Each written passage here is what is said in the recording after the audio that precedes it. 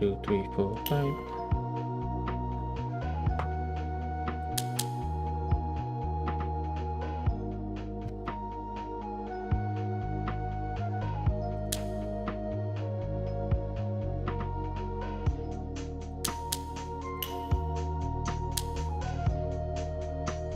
There you go. So you might be wondering, why am I playing something that looks like Minesweeper?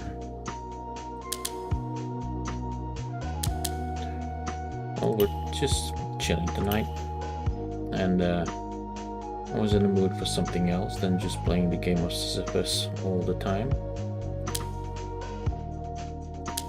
And this is not just any game of Minesweeper. First of all, there are no mines, so the rules are a little different. Second of all, what you see right now is a little part of the grid. You can see I can scroll out. And you can see how large the grid actually is.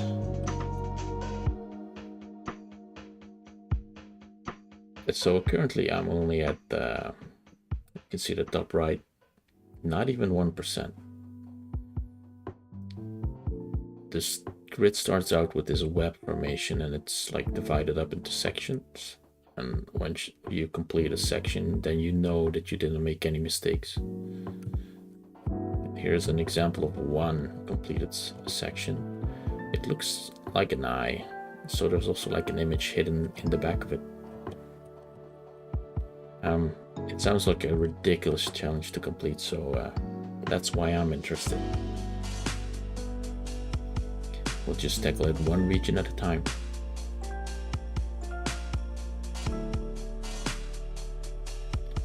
So for example, there's a 9 here. That means all 9 tiles surrounding it, including itself, must be white. And for this one example, the 8, it means 8 of the tiles must be white. 6 of them are white, which means there are 2 more white tiles in this area over here, and just 1 dark tile, or blue tile in this case. That's the rules, and that's all there is to it.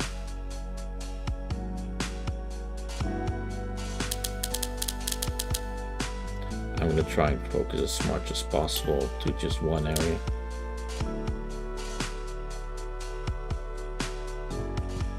Which will be area region 1, I suppose.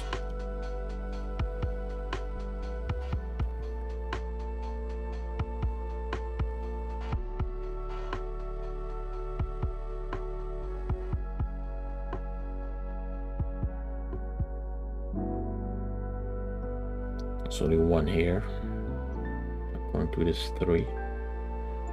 So this 1 must be looking at something over here. So the other ones must be blue.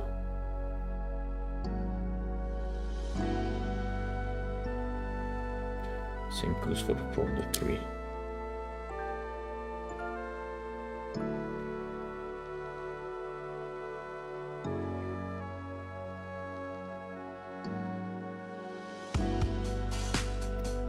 This 5 can seize 2 down here. Only 1 can cover this bit because of the 2. So this is white. The 4 is completed.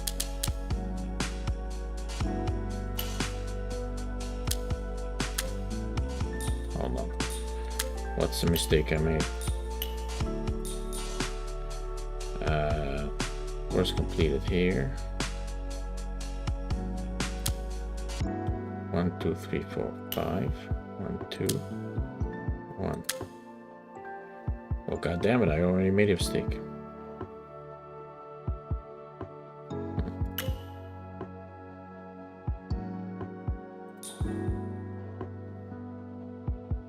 Because of that. Probably didn't see that right.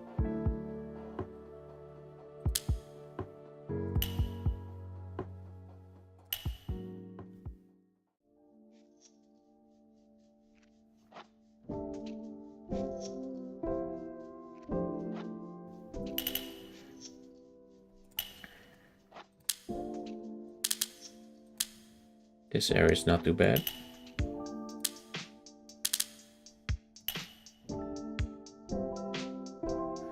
One, two, three.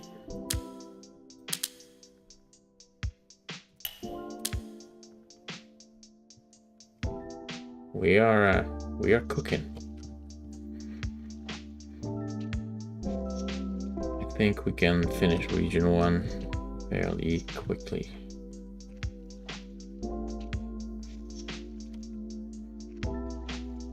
Maybe they're divided into difficulty. I'm not sure why this square is lit up. Maybe to signify that it's the start of the grid.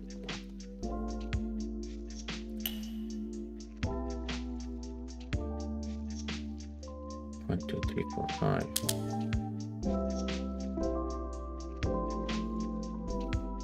Music is fire though.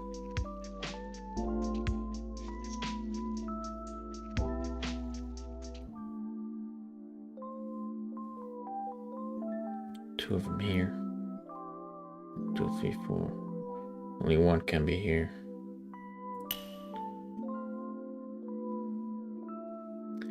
1, 2, 3, 4. There must be 1 here, which must be the one looking over here. So maybe like this, then, and it was.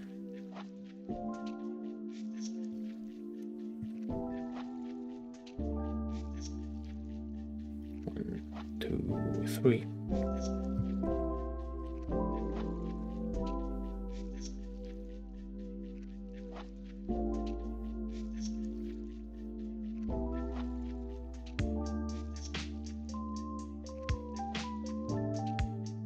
Man, the music is so relaxing.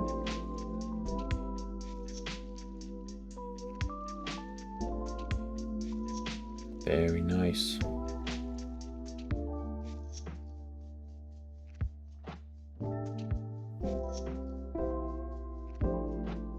Oh, hey Rupert. So it's kind of Minesweeper without mines. So every number also includes itself in the counting. So see if I can find an example. You see there's mines with the number 9 on it. You can see it in the middle of the screen here, which means every tile including itself is 9. But the hard part of it is not that there are no mines, it's just that the grid is so absolutely huge. I feel like there are like 50 regions, and you can only be sure that you got it right if you complete a region. I completed one over here, and so there's also an image hidden behind it all. So that's what I'm trying to do. I'll probably not finish it today, but I like it because it's one ridiculous challenge.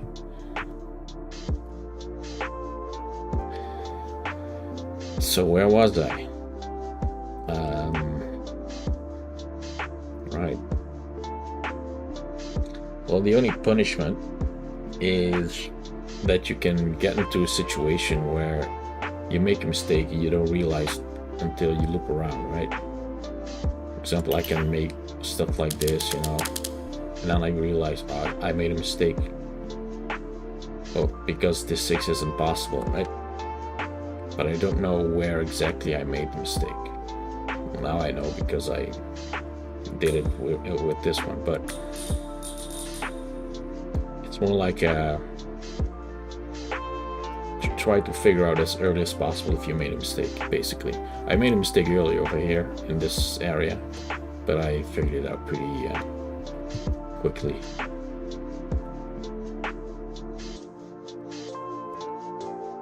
Secondary challenge, of course, is how ridiculously large the grid is. I doubt many people has ever finished this game.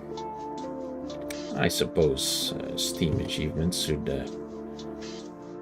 tell me that, right? Let's see. How many has completed it? Oh, wait. 28%? It's not a bad stat. Then again, I suppose... oh, you couldn't see the overlay on my screen. Okay, but it said 23% of players reach the end. Although I guess only people crazy enough to start this would actually buy this game. It does remind me of Pictocross, yes. I like this puzzle as well. I mean, first and foremost, I'm a pretty good logic puzzle player. I'm not a speedrunner exclusively. Also, I assume I need to start here because this has been labeled region number 1. You can see it on the top of my screen. This is region 1. If I move my mouse to the other region, it says region 2. So each region has their own completion rate as well. And so far this region is being pretty doable. I still need to get into the flow of thinking about these rules. Yeah, when I start seeing the patterns, it'll go way faster.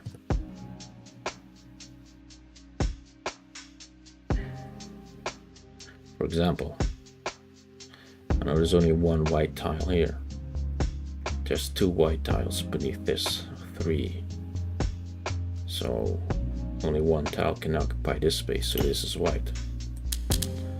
Therefore this one is finished. Yeah. Gotta look at it a bit more calculatingly. There's no guessing.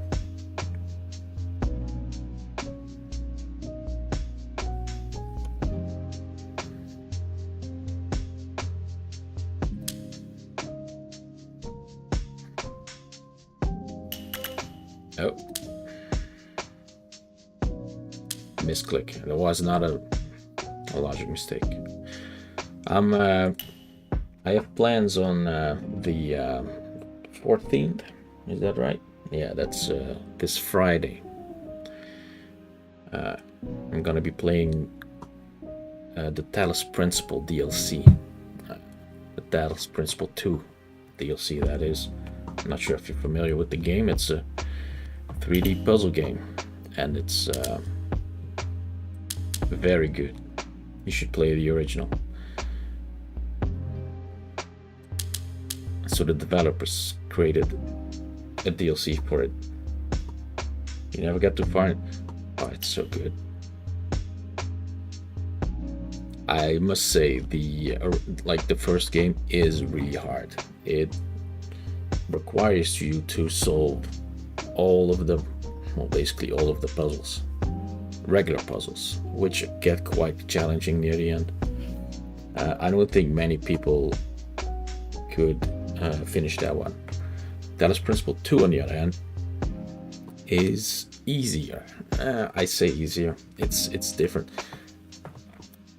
Just finishing the game is easy because every world has like 8 basic levels that slowly build on top of each other. And then there's optional extra puzzles you can do that are harder.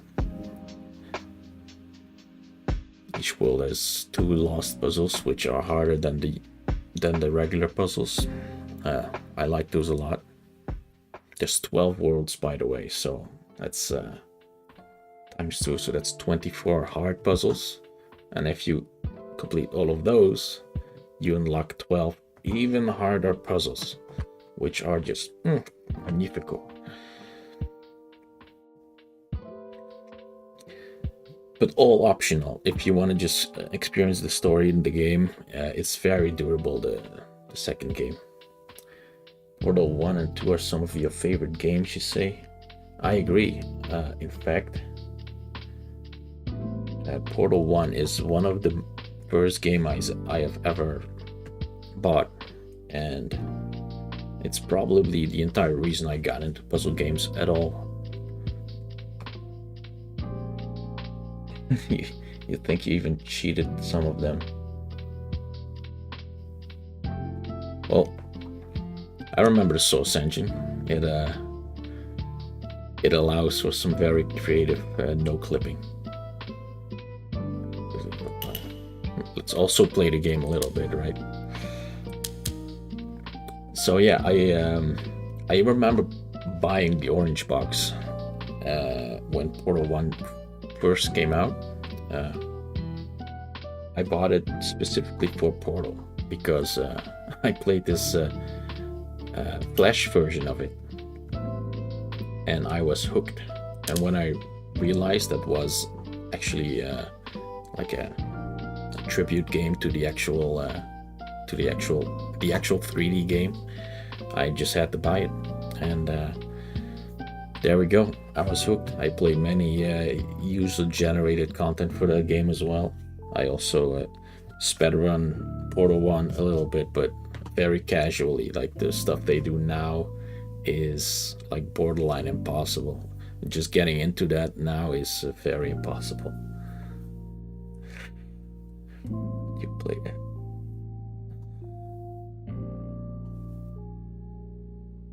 You started with Portal 2 on your SpongeBob CRT. Wait, CRT, does that mean like a screen?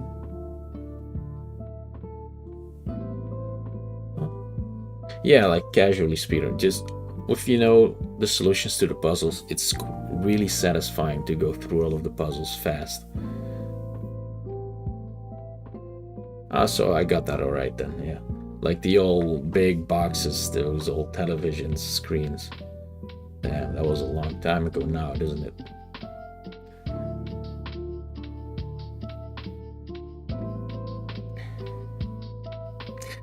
It's crazy to think of how old Portal 2 is at the moment, because it holds up really well. If you play it now, you would not think it's a very old game.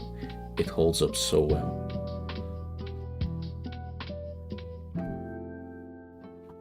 Yeah, definitely one of the best games ever. I remember I can nerd out about this a lot because I obviously played Portal 1 and I was a big fan. Once Portal 2 was announced, there was this entire alternate reality game surrounding the launch of the game. It was really creative, and they made this crazy cross games mystery that, like, there were like 12 games that got an update, and it was all like potato related stuff and kind of Portal related stuff, and they were really good at creating hype around the launch of that game because of it. It was crazy fun. You didn't ever. You should probably look up the Portal 2 launch ARG video sometimes on YouTube. It's very creative, very fun. It was a really good time. Also, just for community bonding, basically. So let me give you the beginning of it. Like, it started with like a couple of puzzles, right? There was an update to the main game, the Portal 1, where you could find these radios in the game, and you can carry these radios. They would just emit static, but if you carry them to a specific place in the level that has been predetermined, they emit Morse code. And if you put all the Morse code after each other, that from every radio in the game. Oh yeah, the radios that were like, now you don't really notice it. The radios are just in the game. I think they appear after you unlock them like after you finish the game once. That's when they appear. Yeah, they only appear after you finish the game once though, and it was after an update during the like before the launch of Portal 2. But anyways, all that Morse code led to like, I think like a URL, and that led to an image, and that led to a sound file, and that led to like a spectrogram. Like they did, like there was some very good cryptography going on. Eventually, it led to some console of this like DOS-looking operating system, which had hints of GLaDOS slowly booting up, like GLaDOS was getting back, like becoming alive again, which is foreshadowing the plot of Portal 2, I guess. But the craziest next part that happened was that Steam released this bundle on Steam, like the store. So Valve released this bundle on Steam. It was called, I think, the Potato Sack bundle. It was really random, and it was 12 of these indie games, like these small indie games developed by like many different people, and all of those games got this little update with a very cryptic message, like, hey, we added potatoes, or we fixed something quantum, whatever. Just some bullshit patch notes, so people knew that there was something weird going on.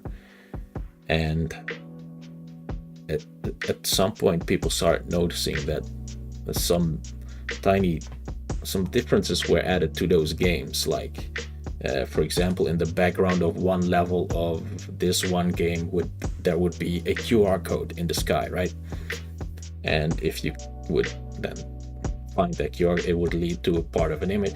So all of these games had like part of an image somehow put into them. And so a lot of people went crazy, because it was Portal related somehow. They didn't know how, but all these updates had these tiny little Portal references. And it ended up unlocking a whole new set of updates where all these people. Oh, it gets even worse. It gets even more unhinged.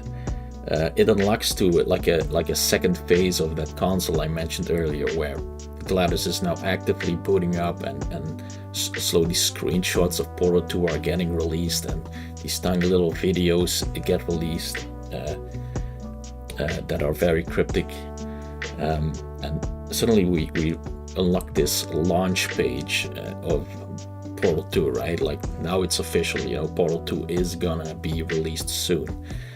And there's this countdown clock. I don't remember what the countdown clock was at. It was like in a couple of days.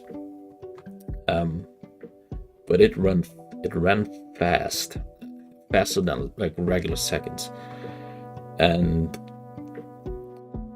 there was this little meter at the bottom that said, like, depending on how many potatoes have been collected, this countdown clock will run faster, right? And the way you get these potato power whatever things is by finding these secrets in those indie titles from those games that's got the updates. So now everyone was incentivized to go and play those other games to find those secrets. So there was like walkthroughs and guides made like this is the fastest way to get those potatoes, right? And it would count towards the total of the potato power on the launch page of Portal 2, and it moved down the estimated launch date of Portal 2 by by like days. So in one, like in a certain way, all of the players of that ARG, they had the release date of Portal 2 in their hands. Like they could speed it up. It was a crazy time. I am saddened that they stopped making games and such crazy good launches though. It was so much fun.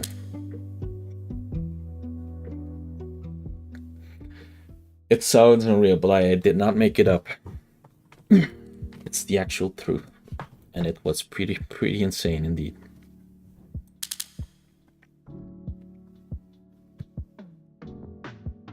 Exactly. They could have obviously promoted their own games, like they had like Counter-Strike, they had Team Fortress 2. They could have used those games to announce it, but they gave these tiny little studios the spotlight and they grew from it.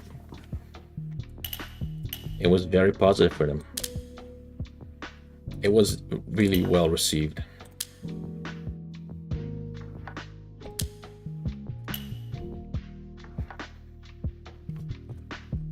It's I remember it being a time where I was just daily logged in on the forums of Steam, like checking for any updates, trying to like pitch in on solving any of the mysteries. Like out of like the 100 steps it took to even get to that unlock page, I think I only managed to be responsible for one single password that I managed to guess correctly because of some video. It was truly a community effort.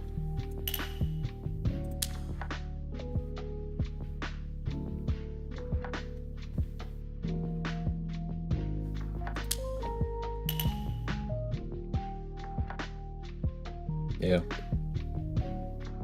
I mean, Valve is making games again. Have you heard of, what's it called again? Was it Ghost? No, it was Dead. What was it again? There's this new, competitive shooter they are making. They haven't officially announced it yet, but it's leaked, right? And it's coming any day now. What was the name again? So I can just look it up. I swear though, like the people who've played it, they're all very optimistic about it. The title McVicker has many things about it. Deadlock, that's the game. Deadlock. And it's this class-based, I think like 5v5 shooter. It's kind of like Team Fortress 2, but it's more like Overwatch, maybe like a combination of. I'm not that into those type of games, so I'm not sure if I'll play it. But it's also not in the universe of Half-Life or something. So it's like I'll probably skip over it, but it'll probably become a huge competitive shooter game at some point. I mean, Valve knows what they're doing with it. But yeah, you should check it out. Deadlock, it's called. And I think something about the lore about it is that there's two teams. One are dead people that are unable to pass on, something like that, and they have different like abilities. And then there's the people who are still alive and trying to hunt those that. Someone else will probably explain it better than I did. Also, everything I just said is from leaks, so take it with a grain of salt. I want to solve this part here.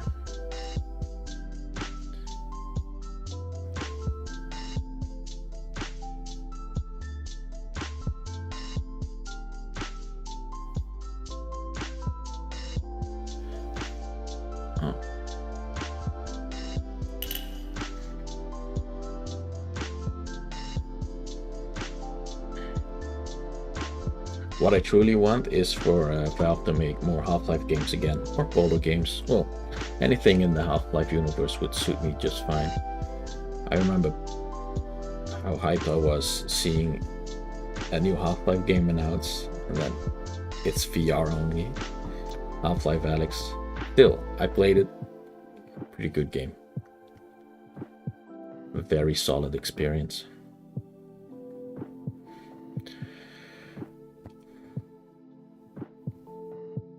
Oh boy. I mean, if you haven't played Half-Life yet, I can't sell it to you any better than just knowing that it's within the same universe as Portal. And it's a very strongly story-driven shooter. And it's also not an on-rail shooter, but it's like it's not open world. It's very curated, with moving from one area to the next area, which makes it so that they could grab very good experience, very solid experiences out of that.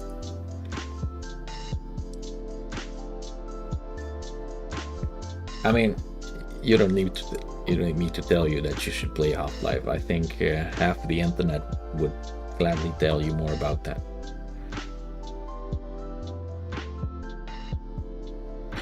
Oh wait, this 6 is important, I think, because there can only be one over here. So it's 1, 2, 3, 4, 5. Yeah, that's one.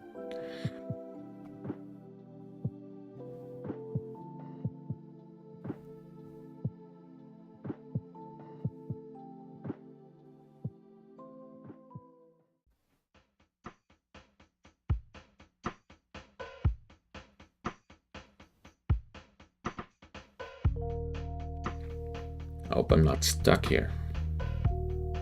I don't think I made any mistake. Oh, this 7 is clear, right? 1, 2, 3, 4, 5, 6. Yeah. Sometimes I just don't see the obvious.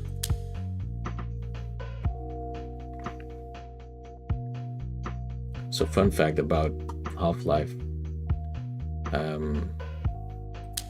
The only reason I played it back,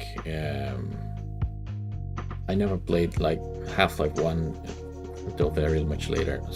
My introduction to Valve was Portal 1, but I had to buy the orange box to get it.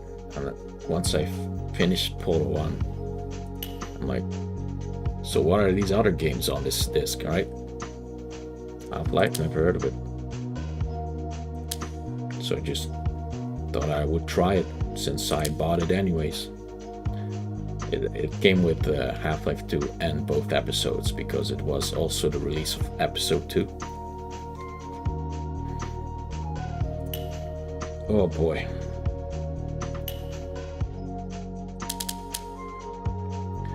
The world was just not ready for the orange box. It's probably the best game collection disc ever made.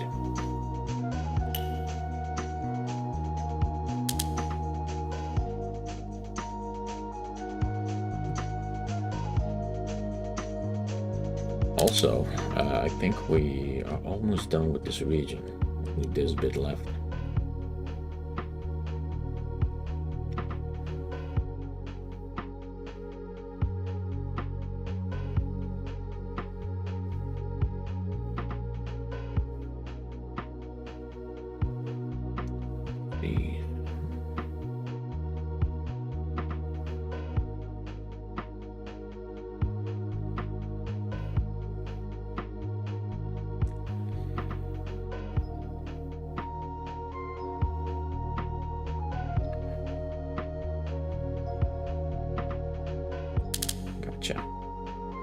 You ever play any roguelite?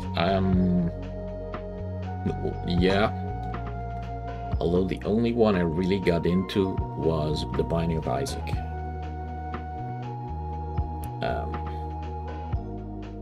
Yeah. I played different ones, like what was that? Left. It was a game by Clay, but I don't remember the name of it. That's some survivor game. Starving together. Starving. Don't Starve. That's the game. Don't Starve. But I never really got that into it.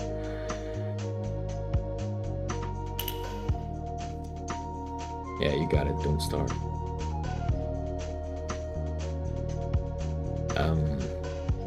I think the reason is because I'm not particularly a fan of the roguelike format, but The Binding of Isaac just plays very well as a game on its own. So I got like I got easily over 1,000 hours into that game. Also, the learning curve of many roguelikes is very high and very punishing if you don't know beforehand. And the way that The Binding of Isaac made it is that if you make a really bad tactical decision because you don't know what an item does, right?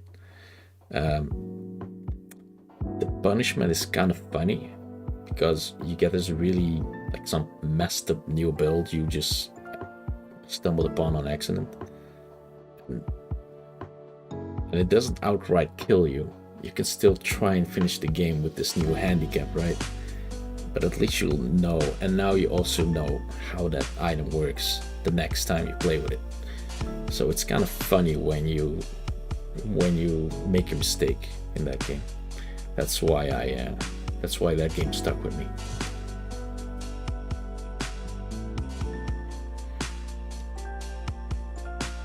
Also, I'm apparently not that good with talking and puzzling at the same time. Should keep that in mind for when I play the Talos Principle 2 DLC, which is obviously got to be harder than the actual game. Noita, I did hear Noita is a very good game. Noita. Wasn't that also... Hold on, let me... I think I may know this game, but I'm not... I may have that game. Let me check my Steam list for a minute. Oh, no, I don't. Okay, I just thought I had. It looked like a game I had. No, in that case, it doesn't ring a bell. Back to the game.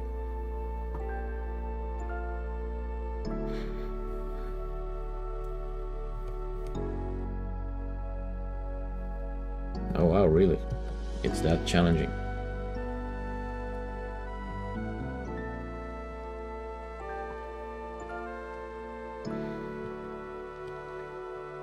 I mean, yeah, usually there's a large learning curve to roguelikes. And then sometimes you just have to play to get some of those compounding effects that do carry over to next runs. Until you can finally get there. What am I doing again? Wait, what? There's one over here. 1, 2, 3, 4. So this is one.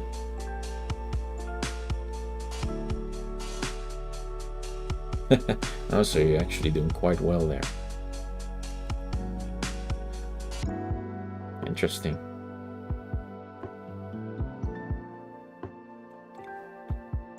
One, 2, 3, 4. Fade it out.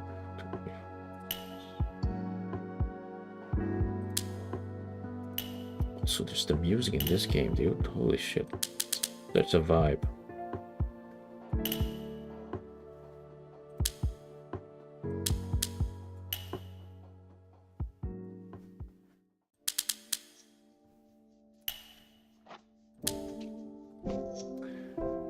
It's all about the knowledge of tricks. Yeah. I understand. It's kind of like, well, my point of reference is The Binding of Isaac. But it's not until you get very good at it when at a certain point the bosses become like regular enemies to you, right? Like you go into a boss with just half a heart, one hit being away from that, and you just know that you're gonna survive because you know there's a boss.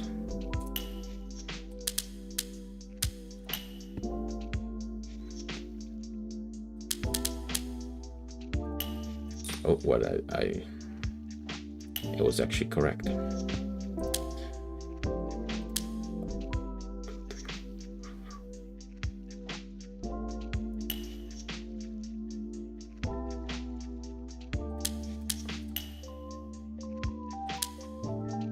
I'm going all right.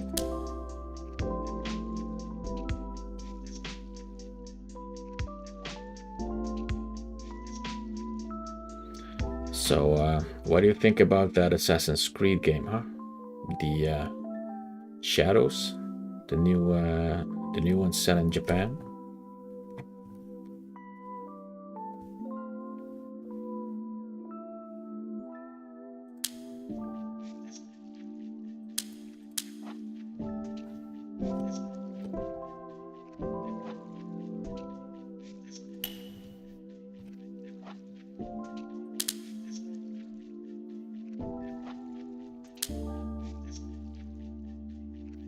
It came with some controversy, but I'm not gonna lie, it looks kind of great.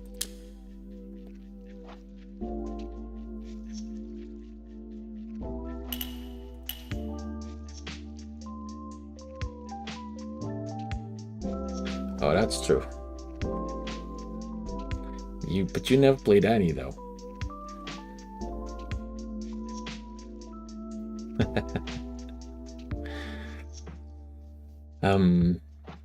Yeah, I remember playing the first Assassin's Creed when it came out.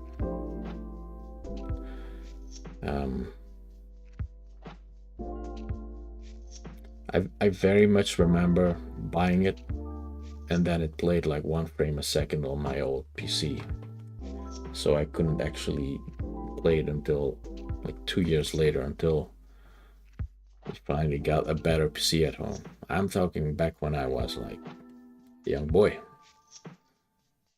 because like the first game is quite old right now. Now I need to go Google it. Assassin's Creed 1 release. When was that? 2007. 2007. How old was I then? I was 16. 16? Doesn't make sense. It's true though.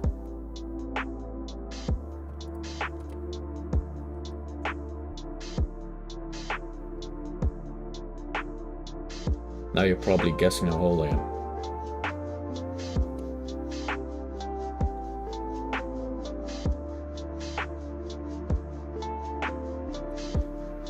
It was a pretty an adult game, I guess, for the time. Well, nearly got the area finished here. All up. There you go. Oh, it's half a skull, huh?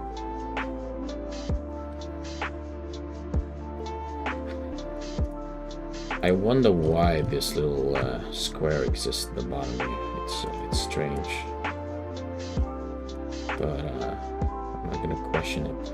It's starting to look like quite a spooky background. There's an eyeball over here. There's half a skull over here. But anyway, about your OG Assassin's Creed, back in the day, I loved stealth games like Thief, and like that game just reminded me of it, so I had to have it. Yeah, it's like a spooky Halloween game.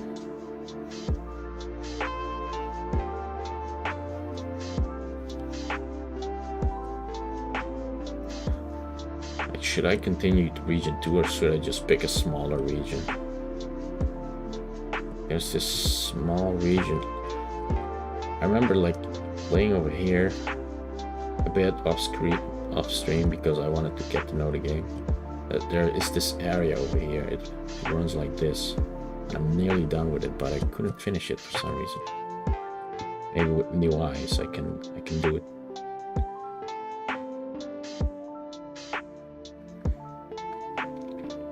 Right, what I wanted to say is back then Assassin's Creed 1 was just a technical marvel. But the fact that you could walk through huge crowds of NPCs and like the player would then like slowly push and feel his way through the crowds, it was something like, how can one even make such a thing? It was on a technological level, it was a huge achievement.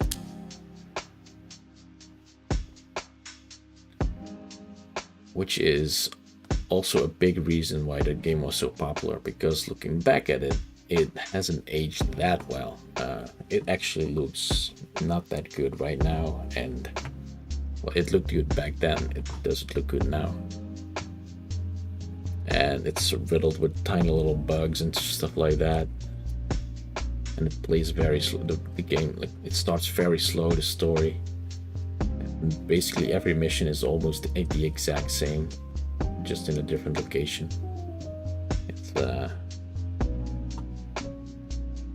It's very dated. Unlike Portal 2, which still holds up to this day.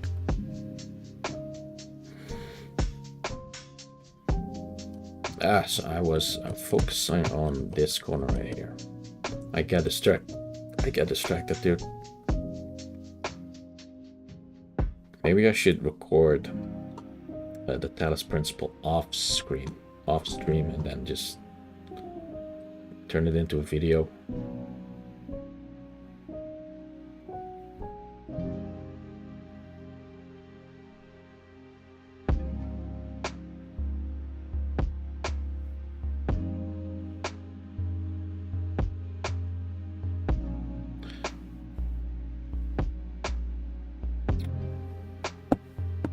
Not too much to learn from this. Maybe it's made in the way that it kinda, you need region 2 in order to figure out this corner of region 3, because I don't think I've got enough information for this corner. Like, what about this? There's one over here. Yes, one over here, but it could be that one.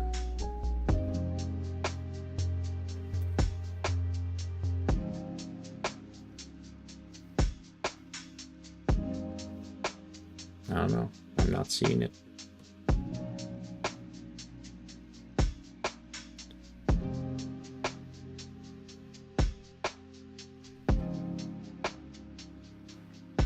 Could be anything. Then again, if I follow that logic, because I have region 3 over here,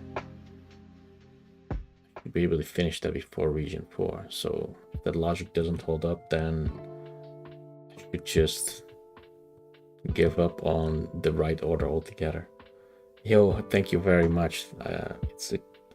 It's a nice little achievement.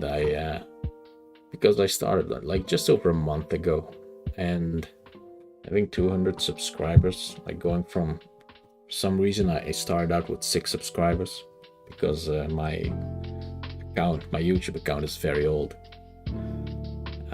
But I actually only started creating content very recently. So we're doing this game, right? You can zoom out. The gameplay grid is quite large. And I'm only at 1.23%. Yeah, so that's just 1% still. And on stream, I've only finished this corner here. And for how long have I been streaming? 50 minutes. Then again, a lot of it was still talking and being distracted. But yeah, it's good to reach these milestones. It's part of the way there. Gotta start somewhere.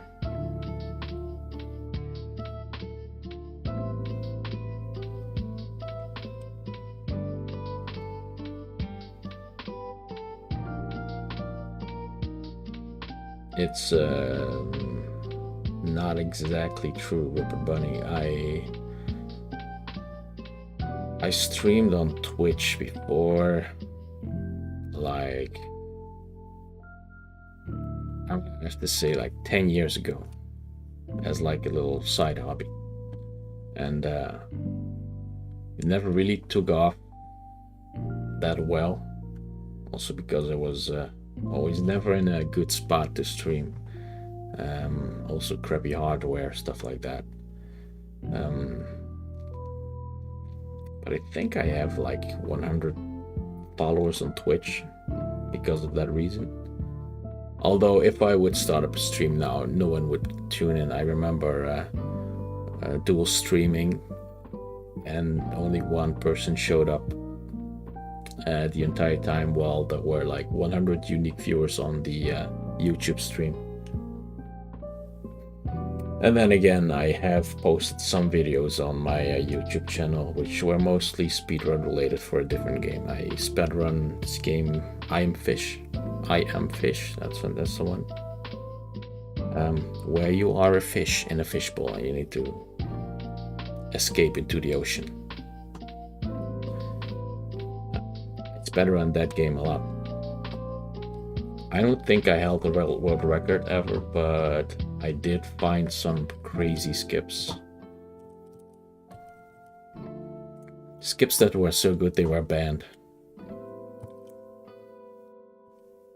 True story though, the trick was hardware dependent. If you had a monitor that it was refresh rate dependent, and because it was dependent on what your monitor could handle, it was hardware dependent, so it wasn't a legal skip.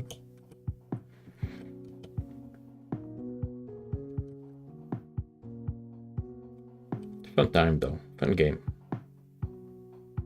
I've not placed any tile in the grid for like a solid 5 minutes now. Let's get something going here. Let's look at the 9s. They are free.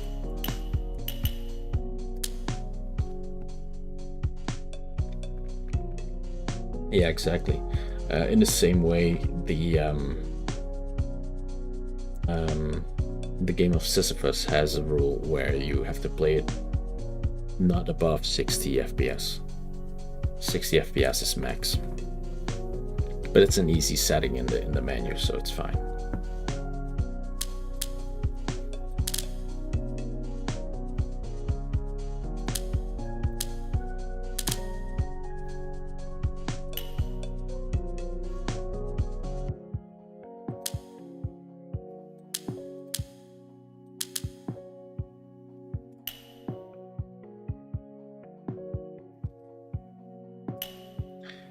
But if it's ever unbanned in the future,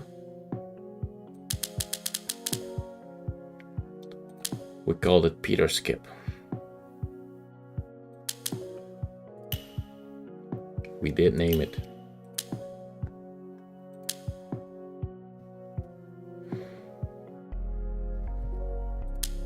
The only skip to ever have my name got banned.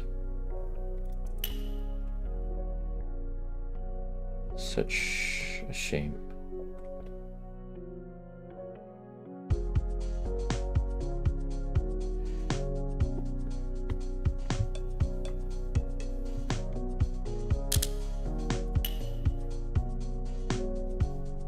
I feel like I'm getting into the flow of it.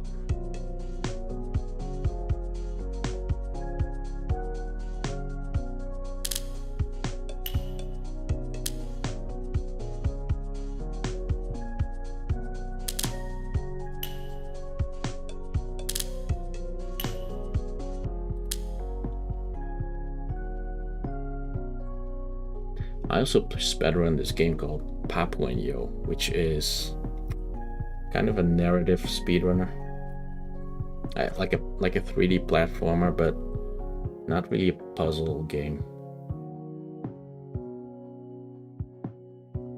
Oh, I remember that video. Yeah, it's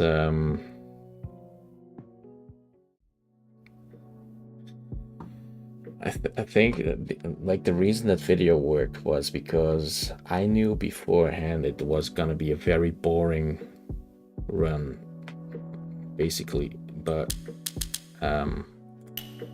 so I decided to do it offline, right? Off stream, I meant. And I'm like, let's just explain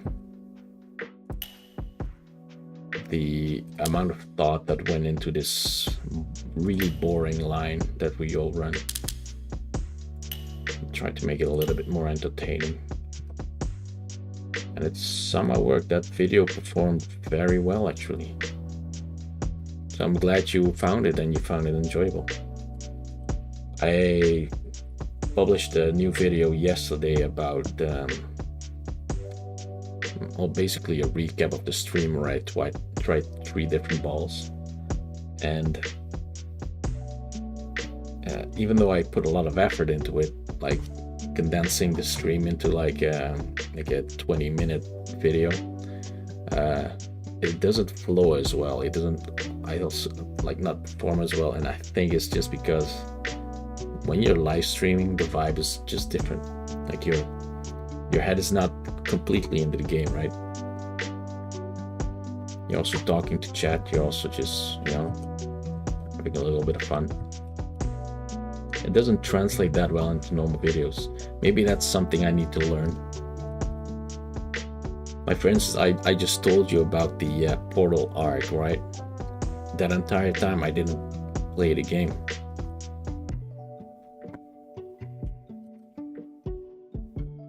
Then again, maybe if it was the game of Sisyphus, I could do it at the same time. It's different parts of the brain that we use here.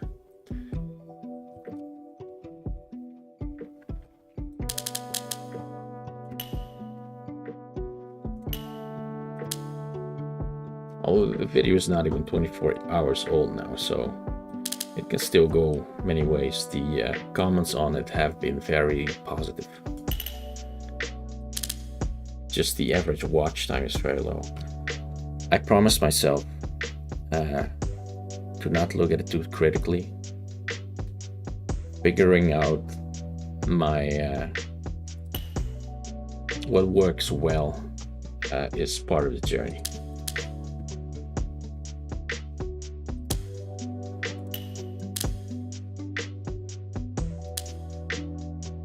But yeah, sometimes something as crazy as explaining a 20-minute walk over like out of bounds can be just very entertaining. And then something you put a lot of effort in can be not, which is fine too. And just figuring things out. Yo, Mr. Baum, welcome. And thank you. It's well, it's also because of you. Oh, I don't actually know who is actually subscribed or not in the chat. I don't even know if I can see it. I'll just assume you're subbed.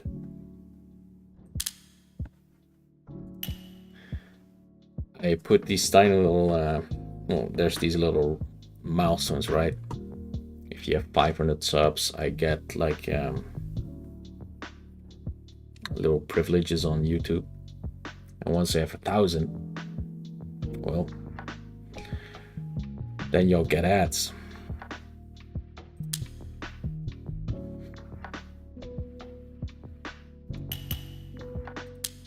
I'm selling out, everyone. I'm selling out.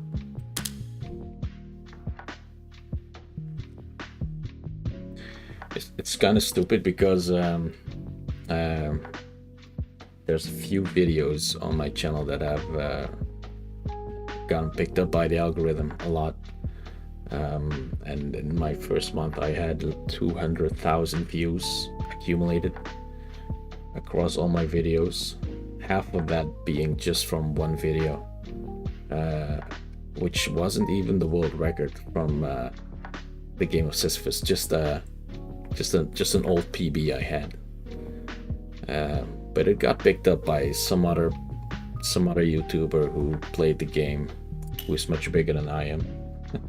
Yo, thanks, Chidu. So somehow it popped off. So then I look back, and probably if I did have monetization from YouTube for that month, I could have made quite a good sum from that one. So, you know, I'm just slowly building up the subs, you know. 1,000 is the goal. The real goal is not having to work again, because I love doing this as a hobby.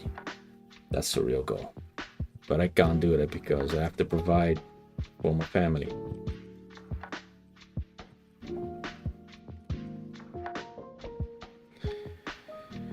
But yeah, it's a celebration. And so I do what I do best, what I like doing the most, which is both streaming and doing puzzle games, and also crazy challenges.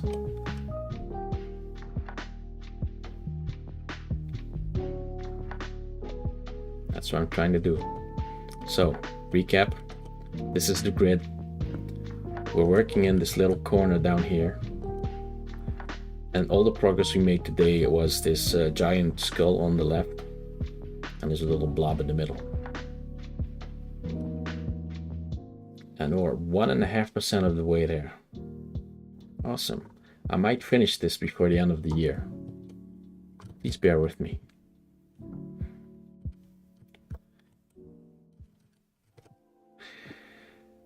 All right, focus up. 5, 6, 7. So there's 2 here.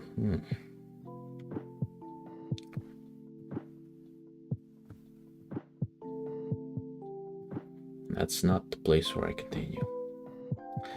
But yeah, by the way, yes, of course, Mr. Baum. I that's the goal. Be consistent.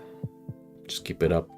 Try to work on my comedic timing, and just try to stay true to the formula that works most for me, which is just having a chill time. Just not take it too serious.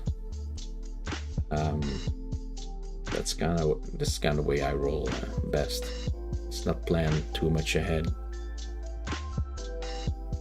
Never get burned by trying too hard.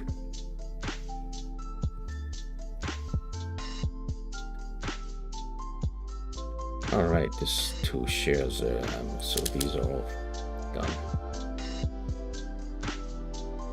Oh, in fact, this number 1 must be looking down here. Gotcha.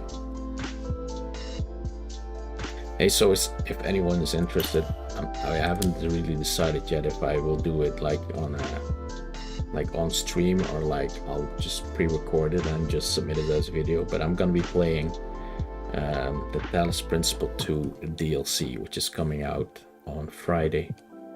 I'm a huge nerd for puzzle games, so I already played like the entire game. But the DLC is coming out, which is obviously has a lot more harder puzzles. The thing is, I'm testing right now if I can do puzzles while talking. So the answer so far has been a resounding no. I'm taking a break every time I talk, I feel like. So it might just be not for me. I'm not sure.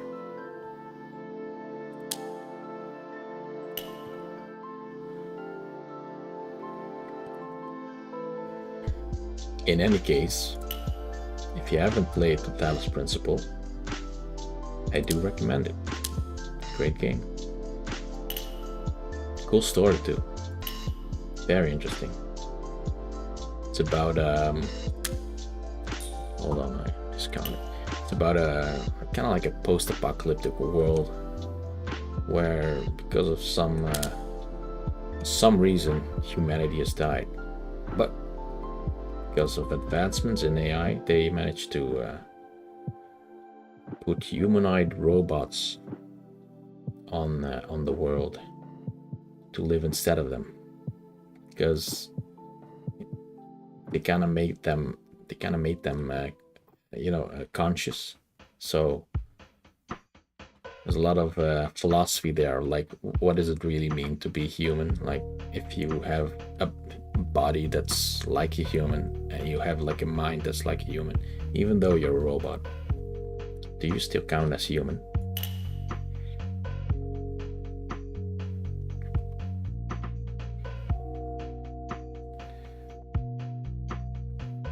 Yeah, exactly, Mr. I have practiced this with different games. I did post a video about me completing Braid, the remastered edition, and although there was no commentary on the video because I wasn't comfortable with doing commentary with playthroughs just yet, I did practice and I felt like it went fine. I just need to be not bothered with checking out this, like I shouldn't be focused on conversing with chat. It's yeah, you need to be focused on the puzzle basically, because I'll just miss stuff in the puzzle if I'm not focused.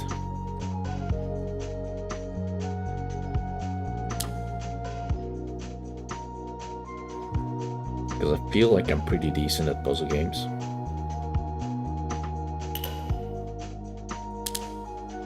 It's my favorite genre.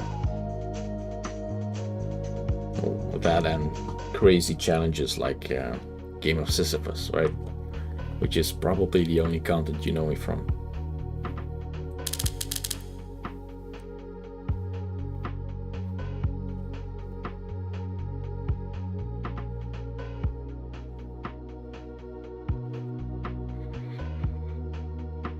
Oh, that one was free. Didn't see it.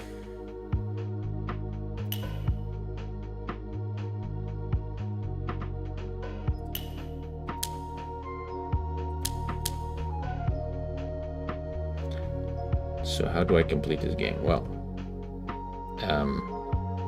first of all, how can you lose? Well, it's not a real lose state because it's not exactly Minesweeper. It does follow Minesweeper rules, but only the tiles also reference themselves. So, for example, this one has 9 white tiles around it, including itself, which is every tile, right?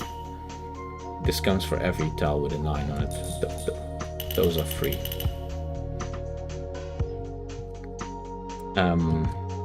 But you can make a mistake. For example, I could make these 4, but it could be wrong, right? I'm not sure if it would tell me. Like, this is probably wrong, but the game doesn't tell me because I haven't reached an impossible state yet. And I might just leave this there and then get to it later and then figure out that this is actually wrong. And then I need to trace back my steps to where I actually made the mistake, right? So the kind of soft checkpoints the game puts in place are these web structured areas where once you completely fill out one, the image behind it is revealed. So far I've got this eyeball down here revealed and this skull over here, so the theme is very spooky.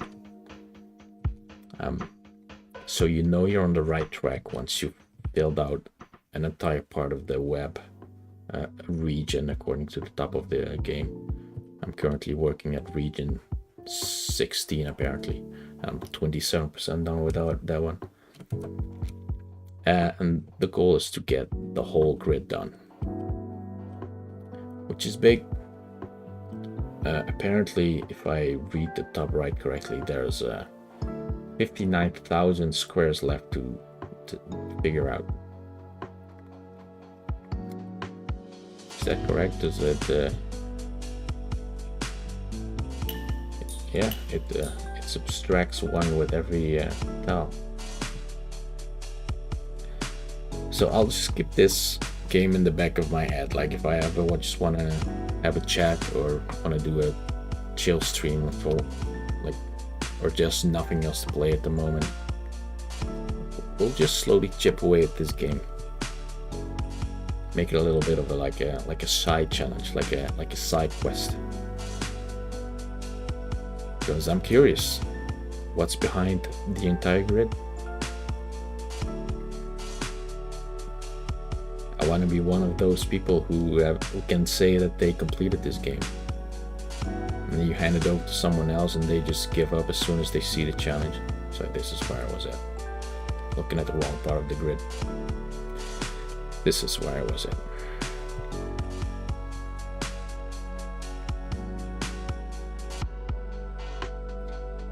There's also this game, you'll probably know it. It's called Only Up, which is a 3D platformer, kind of like Getting Over It in the game of Sisyphus. And I have yet to play it, so maybe that's something I can do. I like crazy challenges like that. Also, I think I'm pretty good at platformers.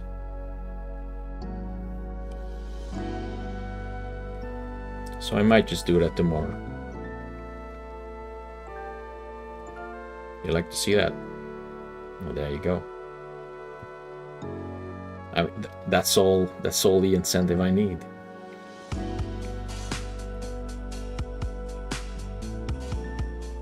If we can clear it together, that'll be fine. I would stream Getting Over It, but I already finished it. Yeah, the whole reason I got into playing the game of Sisyphus, actually, because I wanted games similar to it.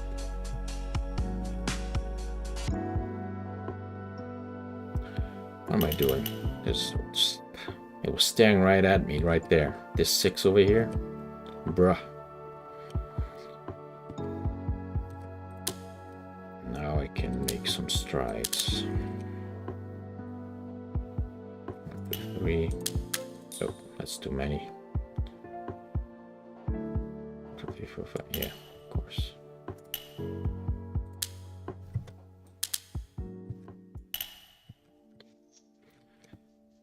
Also, of course, when new games like that release, I don't mean like crappy remakes, right? Because we all know those games. And I missed them. Like, please do remind me of any of such games releasing.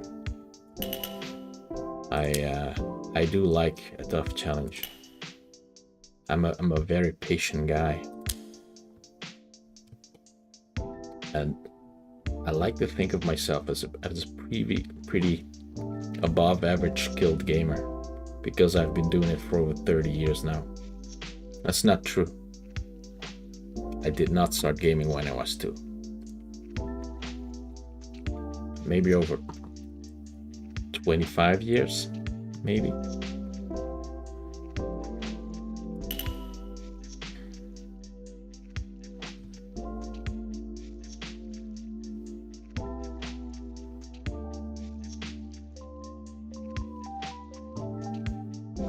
The point I'm saying is not to brag, but hopefully it's not a frustrating watch because of it. You know, not getting even 10% into the game is what I mean. I think if you want to stream a game like Getting Over It or Only Up was the title, I think you should be equipped to actually be able to finish it, right? Or else you're just, I don't know, you're just dicking around, right? Oh, I guess this one with the 5, because there's 2 here, so there's 1 here. And the other one must be here, so all of these are blue.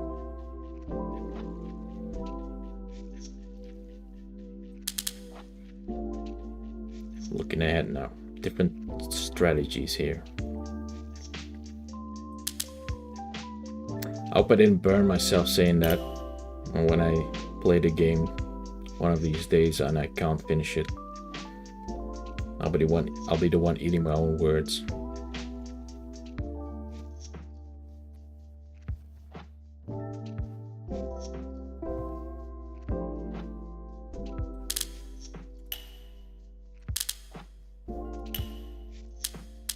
There we go.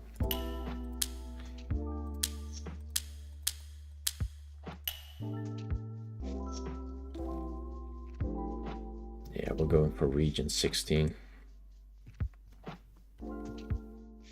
hope it's not dependent on any of the surrounding regions, though. I don't want this grid to be filled with half-completed regions at the point where it's just a giant mess, and I don't even know for certain if any of it is correct anymore. Also, it's more satisfying to complete the entire parts. I wish I could finish. Look at this little gap here. It's bothering me. My OCD is really making me look over here. But and the solution was right there in my face. Okay, gotcha.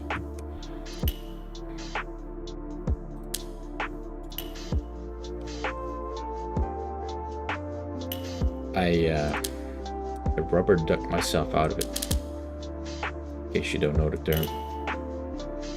Rubber ducking is when you explain your problem towards, could be an imaginary rubber duck. If you can explain your problem in a way that, you know, you have to think about it to explain it, right? And usually you see the way where you went wrong while explaining the problem. Which is why a lot of programmers have this little rubber duck sitting on their desk. If they ever get stuck on a rather difficult problem, they will resort to the rubber duck before they consult with their colleagues.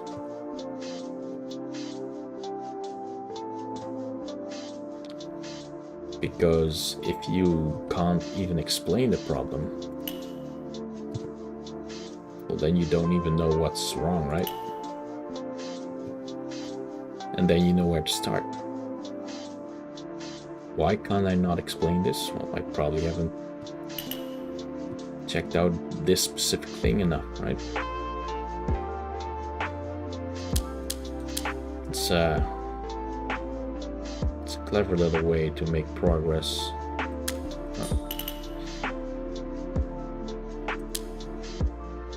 Alternatively, it could also just be that a lot of programmers are very asocial and they prefer sharing their stories with rubber ducks instead.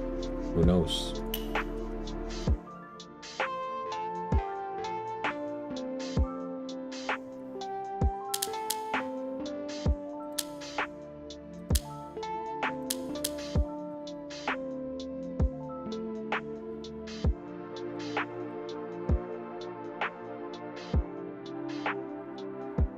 I should add a rubber duck to my my stream somewhere.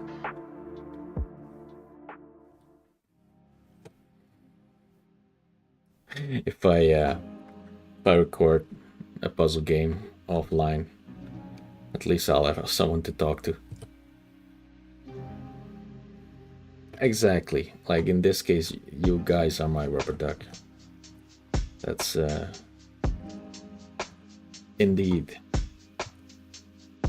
how it is.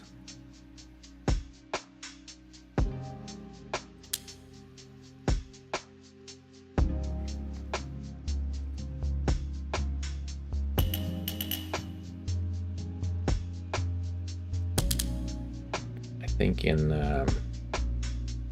forum terms it was called power of posting, where as soon as someone posted a problem they had in a forum, they'd like type out like, this is going wrong, and then they posted it, and then usually like a few minutes after that they would reply to their own post like, never mind, figured it out. Power of posting. They figure out the problem by typing it out. So then you read it back and you're like, well, I know the solution now. Of course it doesn't work. I forgot the thing that I needed to explain it. And there you go. Power of posting.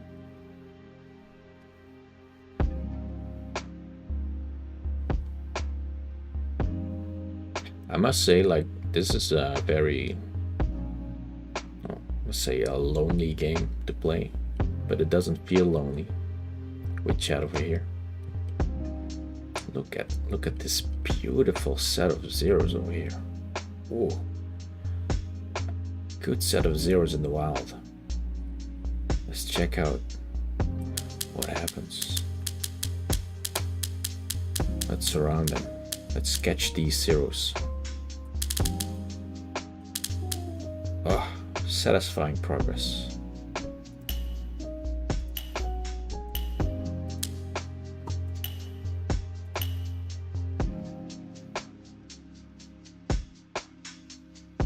I bet the grid is filled with little free spots like this to get you started.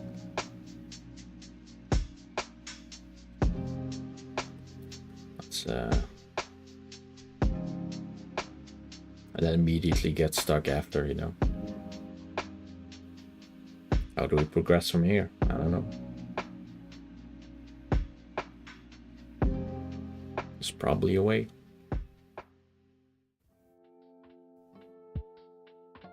See, like, you can do like some reasoning like this, like this 4, it needs 3 more tiles over here.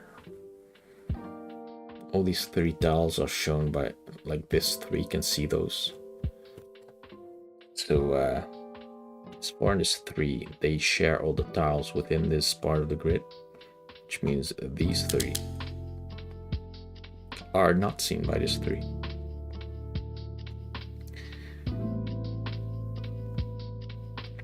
And that's how you can know some random stuff a little further into the grid.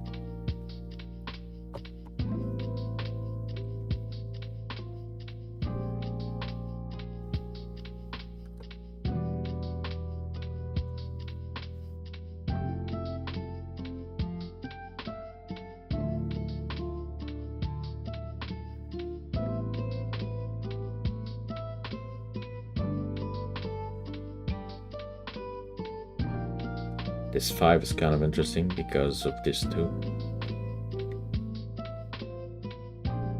A game in Severance. You have to remind me of that one. But yeah, this 5, it needs 4 more tiles, right?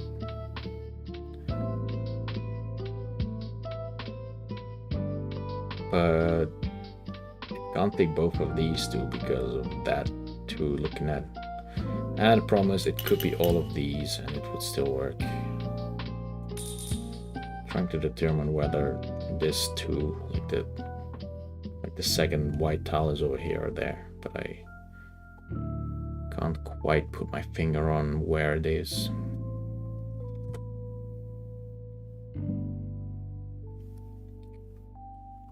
Is Severance a game I should know?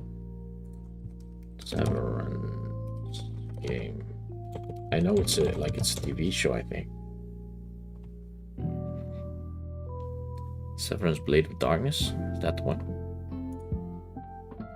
It looks kind of old school.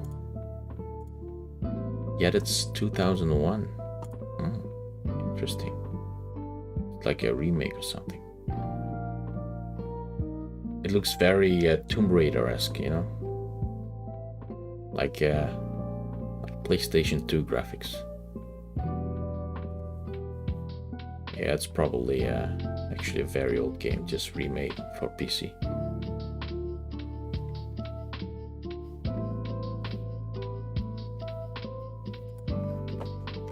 Sorry, back to the game. Got some free zeros over here.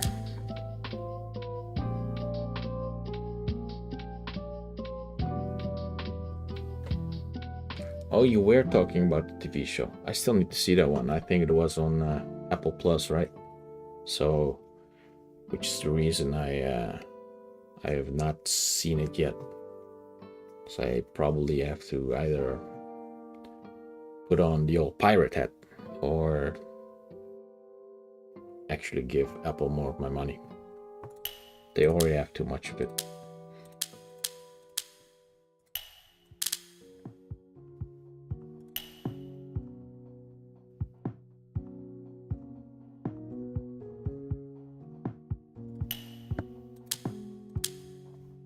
There's a game in the TV show where you have to click on numbers.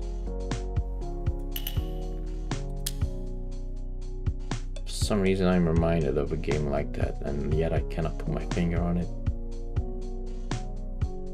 Oh no, it was it's this game called Desert Bus, I think. Yeah. There's this game called Desert Bus where you drive a desert bus through the desert on a straight road. So the road is straight, right? But the road is also I'm not sure how long, but it takes 8 hours to cross drive.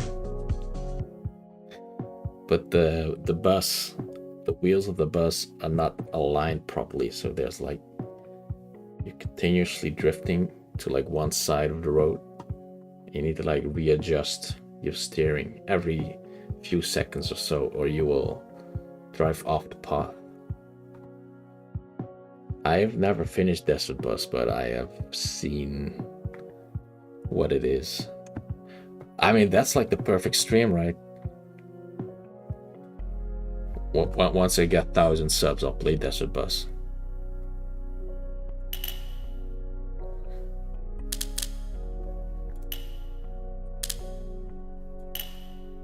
That promise will come back to bite me in the ass at someday.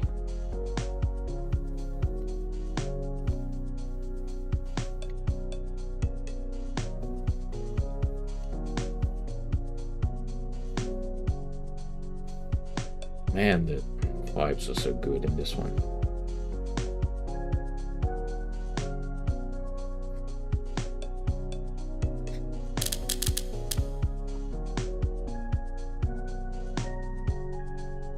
I mean, my goal is to double my subscribers every month, if I can.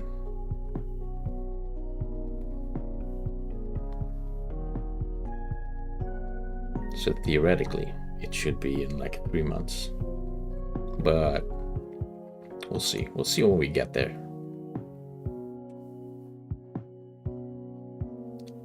It's not healthy to put on too much ambition goals, because then you can fail them and then you get disappointed. Rice on a chessboard style. Exactly, I remember that one. Yeah, it's something about would you rather have like $1 million, or you get like 1 cent every day on a chessboard, but it doubles every day for each tile, something like that. And then it sounds like that's not a lot, but it's actually more money than there exists in the world at this point, because of how much those rice grains. Oh wait, no, there was this actual wasn't there this story about this merchant that would request rice every day, but that every day they should double the amount of rice grains. Man, it feels like this story has many origins, but it shows you the power of what's the word again?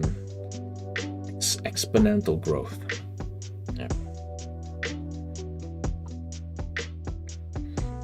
Exponential growth.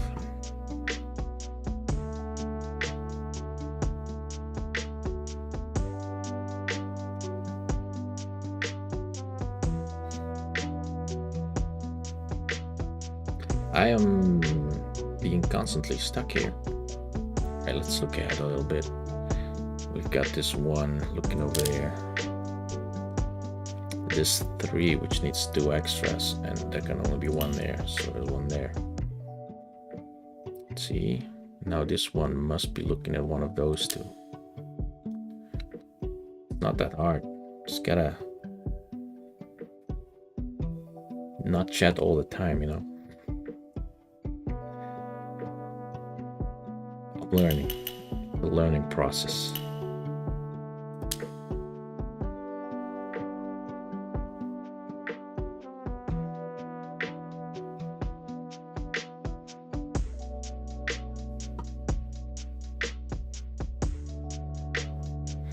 There's this different game that I can play while talking.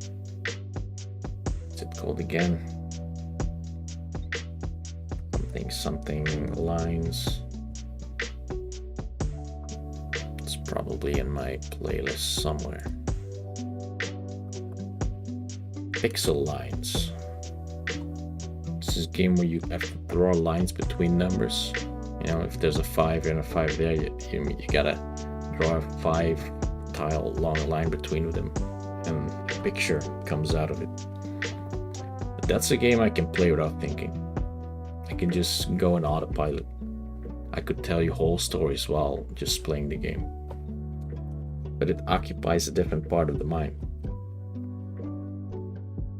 For some reason, the counting that I do here, it messes up with my speech, basically.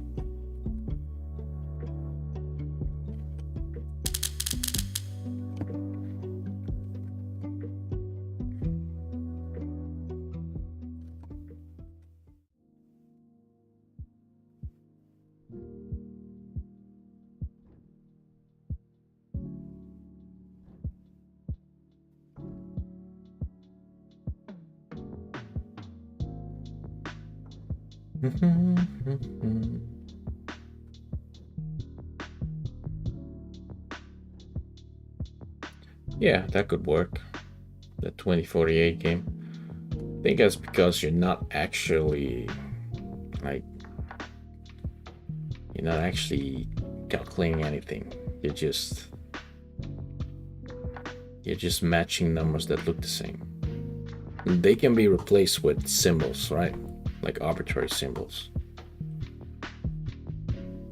Like you start with a dot, then it turns into a line, and that turns into a triangle, and that turns into a square, something like that. Kind of like how in Sudoku as well, the numbers are not actually important. They can be replaced with letters.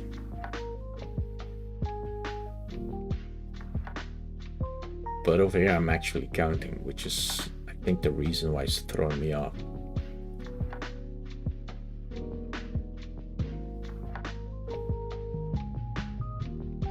I am constantly doing a little math in my head, like, okay, there's 2 tiles here, because this one needs 2 more, because it already sees 2.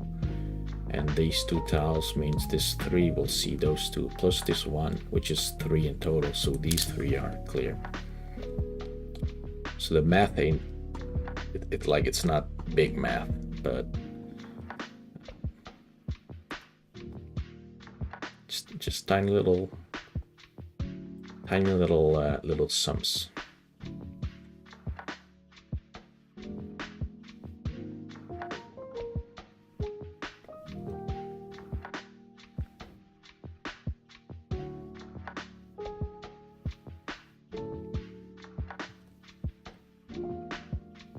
Now I am stuck on this one though. It's annoying. Should I just stick to region 2 because that's the next region? It might actually be built in such a way that most of the regions are dependent on the ones that came before. For example, I am unable to solve this with the current hints. And this little part is part of region 3. And this is region 2 over here. So I should probably stick to region 2 till I got this filled out, and then I can finish region 3 down here. Because region 3 I've done 93% of. It should be doable. So yeah, let's focus on region 2. It's probably the best region. We finished region 1 today as well. It was easy. maybe it is based on doing it in the right order somehow. Then again, where in region 2 do we begin? It's a pretty large region. I've done quite a large bit of it over here. So yeah, I also play Sudoku a lot. Sudoku with special rules mostly. I don't like the vanilla Sudoku. I like the Miracle Sudoku puzzles.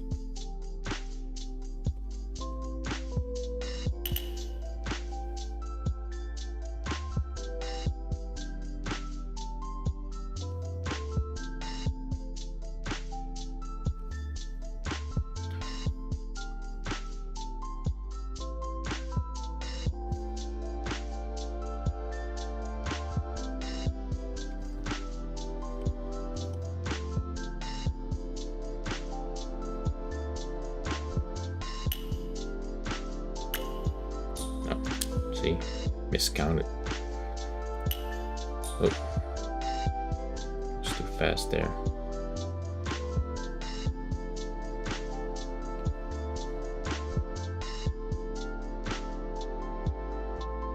Like, obviously I'm doing this game without any hints, right? That's just cheating.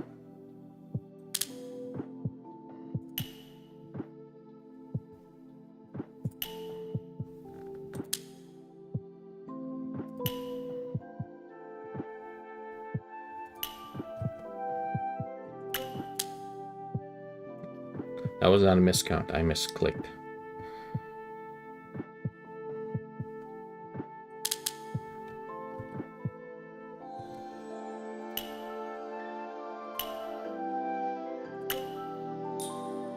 This one I did miss-see. I didn't see disconnected to that one.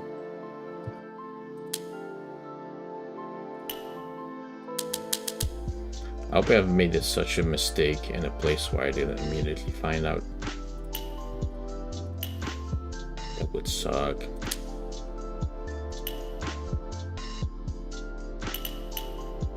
Probably not a smart idea to play this game when you're really tired. I'm not tired yet though. I'm still doing alright.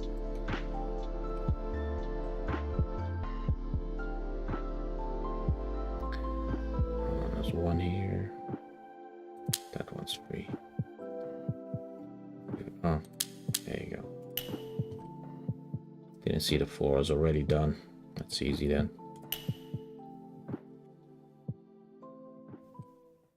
Let's stick to this vertical wall here. It's going quite well.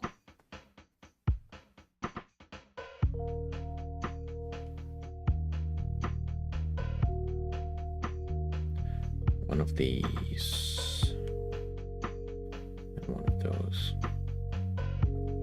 Not sure.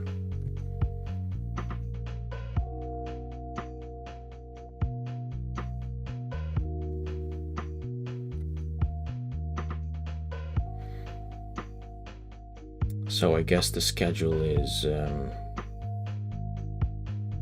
tomorrow, which is Wednesday, and Thursday. I'll try to finish Only Up, and then Friday it'll be the Talos Principle 2.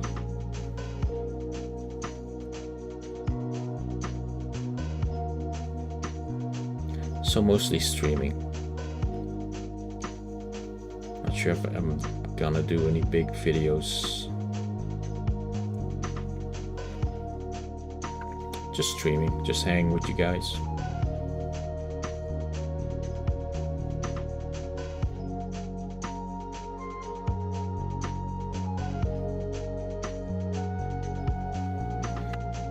Not making a lot of headway here.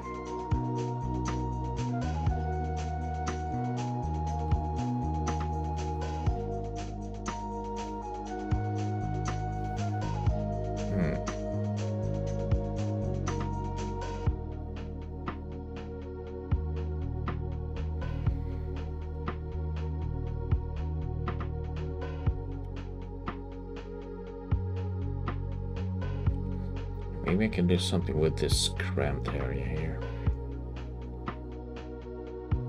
There's one here. And there's one here. 2, 3, 4, obviously. Oh, it's this two right here. It's these both of those. Okay, gotcha.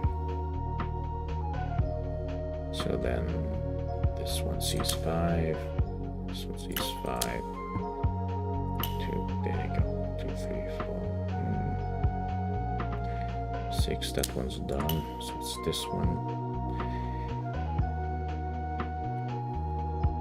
1, 2, 3, 4, 5. I'm done. Done as well. Now we're talking. Sometimes you're stuck on something obvious, man.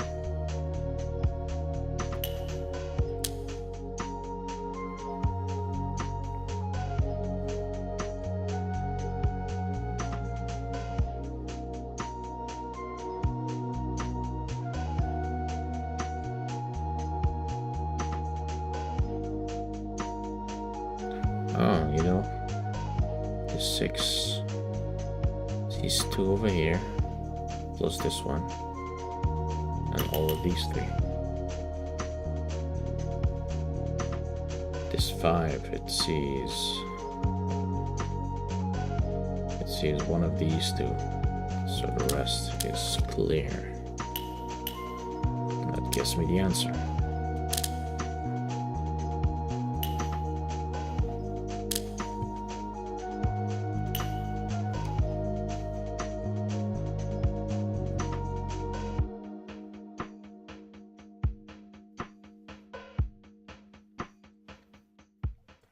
Dude, we're at 2% by the way. 2.22. Now that's progress. Doubled our progress. Let's double it again tomorrow.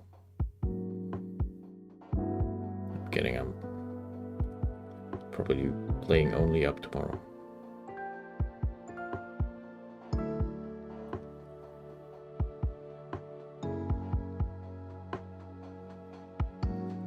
Sorry, what are we doing? Like, there's this wall over here that I can't reach for some reason. All of this seems insurmountable to me. There's one here.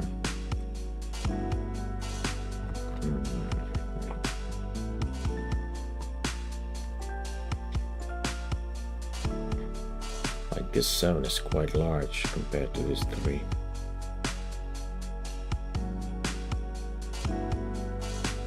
Again, 3 will be fine with just one over here.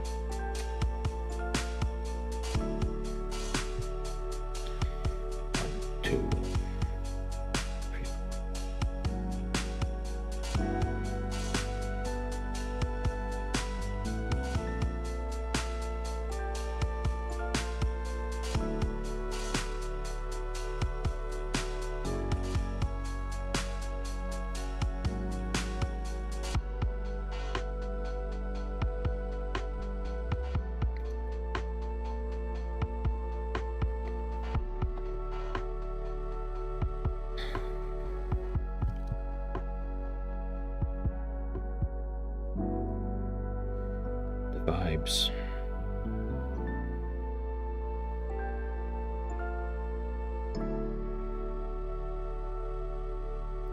Can't get over how relaxing the music from this game is. Although if I play for not a few hours, I will get bored with the repetitiveness of it. Like, the song is great, but it's still the same song over and over. Like the same 2 songs alternating.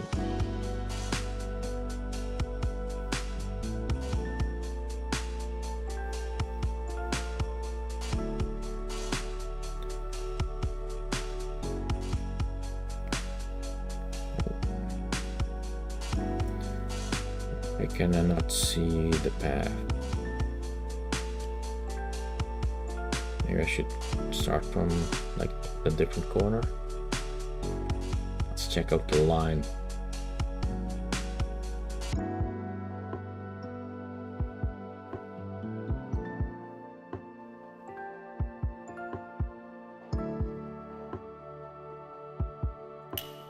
that one's sure.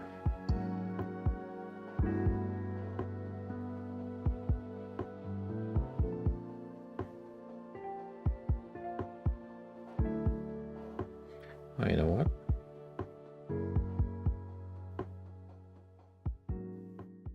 2, 3, 4. There's one here.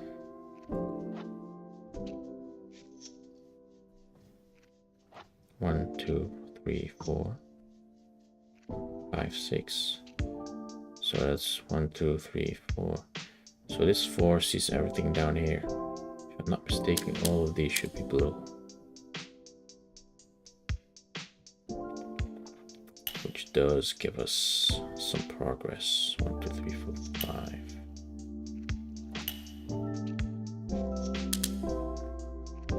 5. Seems like it fits, yes.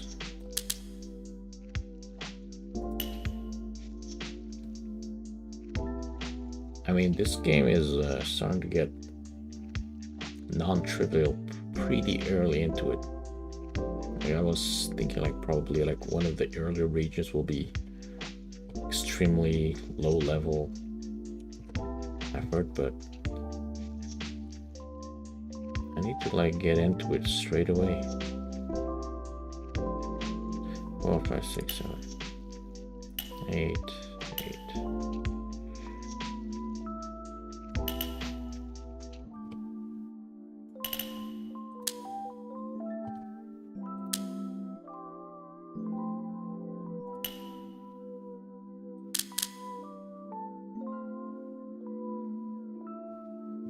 Games like this is all about the perseverance, and at some point you will just see the patterns. You just see like the 2 next to 4 and you know exactly how the 2 affect each other.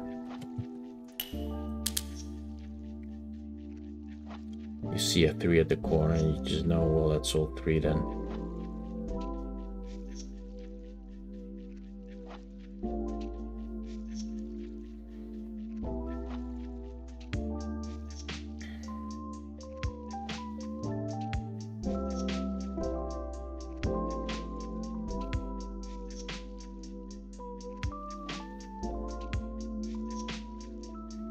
Ah yeah, this 5 must share its 5th cell with the 7, or the 7 will not have enough white. So that ain't white.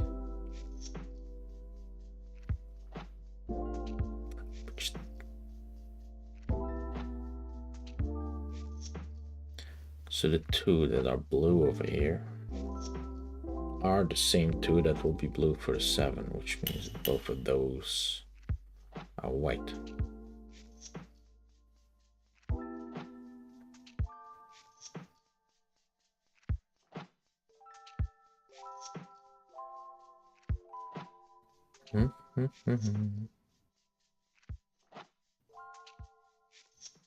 One over there, but we don't know where.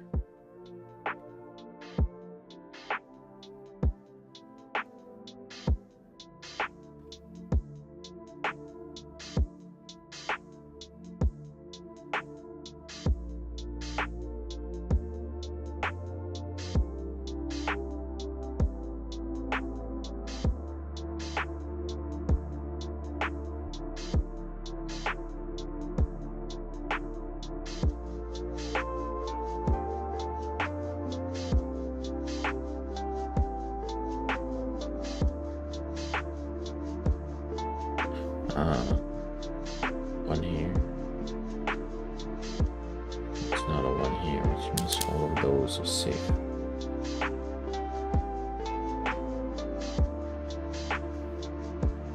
Progress is not fast.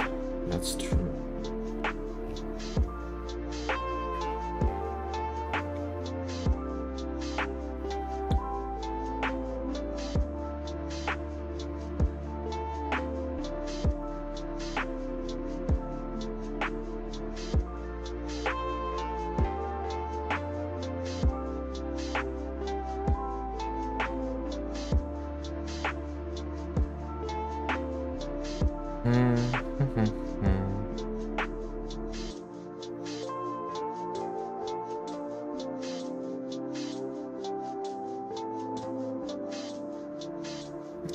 just not be seeing something obvious here.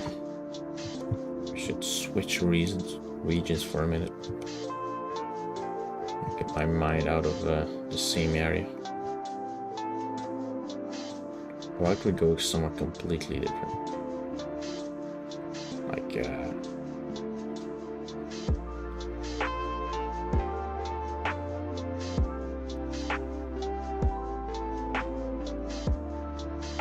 look like this square over here.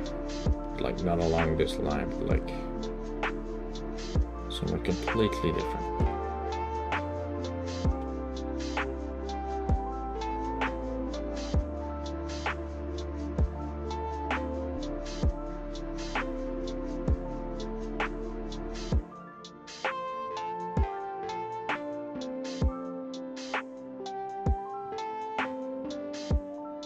Like no free square, like no 9s or 0s over here. But this 3 is free.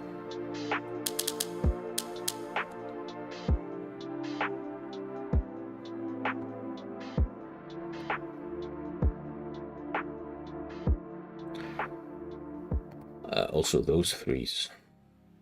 Those have been here all the time. It was so close to where I was playing.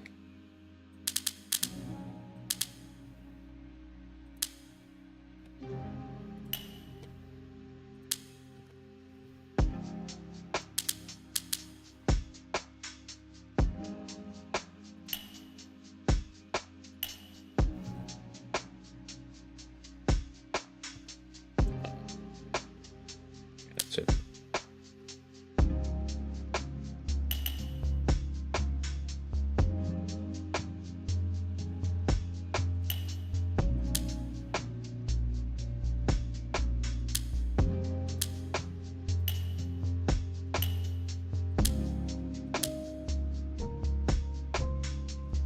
There you go.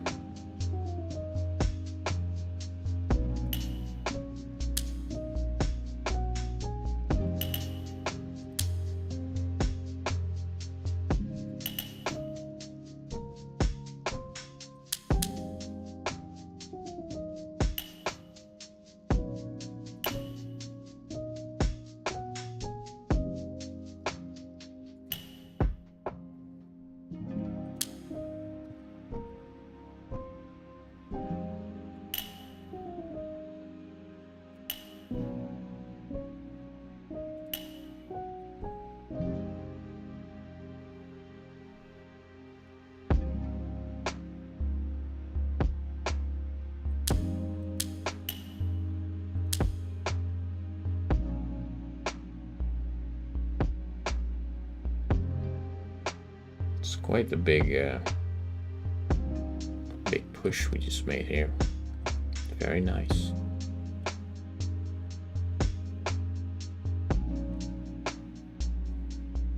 The ASMR of the clicks.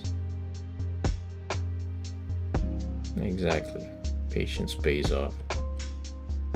Looking at a little new part of the map, it's fine.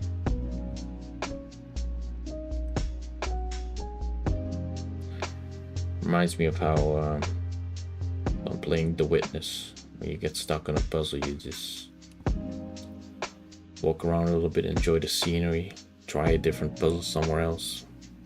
I like it when games are like that. You can just wander off. I mean, the puzzle won't go anywhere. And then once your mind is a little bit more clear and you go back, you just see the solution immediately.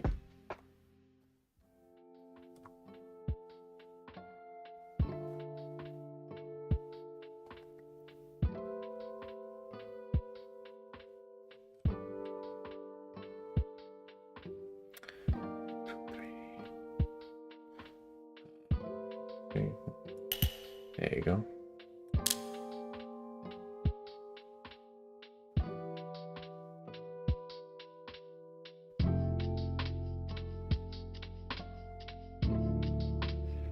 One is here, so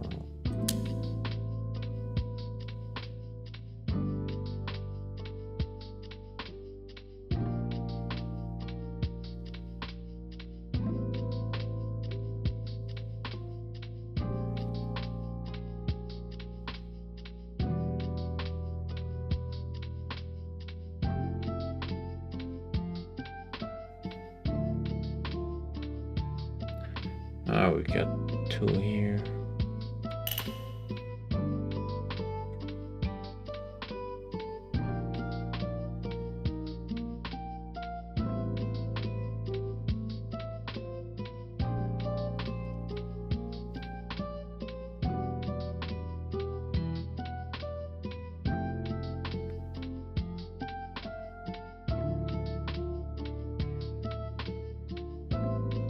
Hold on.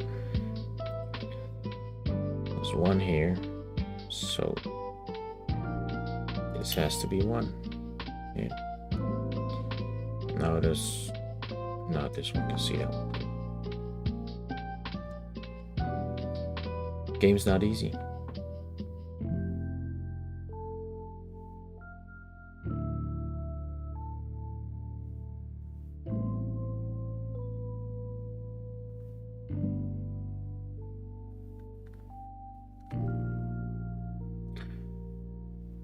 There.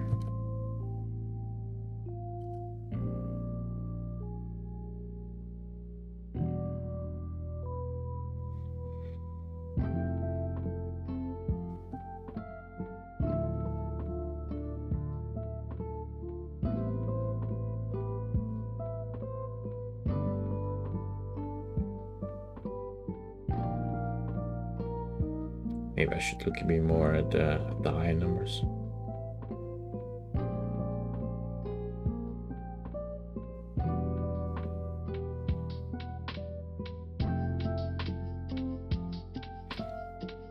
Like especially like an 8 next to like a 2 or a 1. They're like almost guaranteed. Hey Jarvis. Yeah, it's like a mix between Minesweeper and like Picross. So the thing is, the grid is quite large. Yeah, let me just move across the grid for you. It looks so bad if you put it like that. Let me zoom out for you here. We were working down here just now. We are at 2.3% done. Well, let's say 2.4%. The grid is divided into these regions, right? There's like 50 of them. And if you complete a single region, it reveals the image beneath and also then locks in all of those tiles, so you know you didn't make any mistakes there if you have one region complete. For all the regions that haven't been completed, we're also not 100% sure if there's still a mistake in it or not. It's something I'll have to figure out on my own. I'm restricting myself from using the hint button. So there you go. That's what I do for Celebration. In all honesty, though, it's just a little chill stream tonight. The game has good background music, and I'll just pick this game for whenever there's nothing else to play. We've got the game only up coming up tomorrow. It'll be tomorrow or the day after if I can't make tomorrow, but it'll probably be tomorrow. And then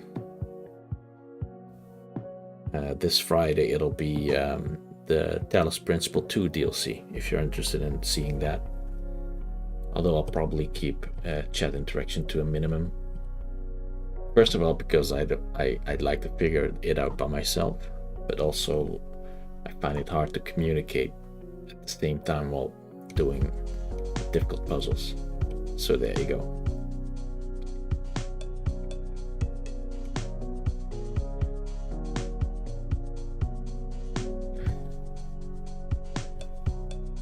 But yeah, nice to see you again, Jarvis. It's nice to see a lot of the same people returning every time. It's a neat little group.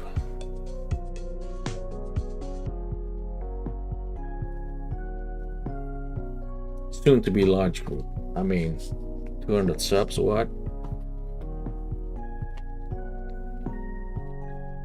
Next month that's gonna be 400. And we're gonna do another massive Minesweeper day.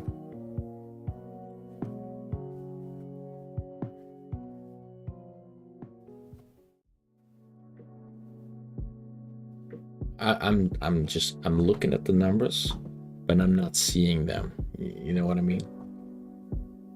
It's like I've been looking at this grid for too long. I've been looking at it for 2 hours now.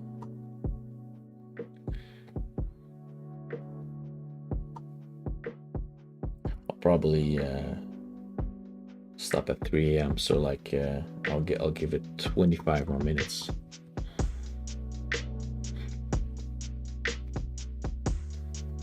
But yes, we're celebrating 200 subscribers today, which is a surprisingly large amount of people. If I imagine a crowd of 200 people, that's a large crowd. That fills up a room, all right. Like that fills up a club.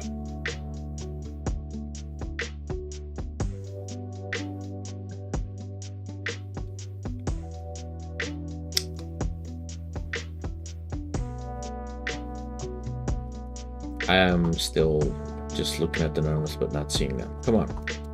I am out of energy drink. Maybe that's the reason. I need to order new. What's your favorite Monster Energy drink flavor? Mine is what's good? Do I have it around here? I think I have it. Oh yeah. Golden Pineapple.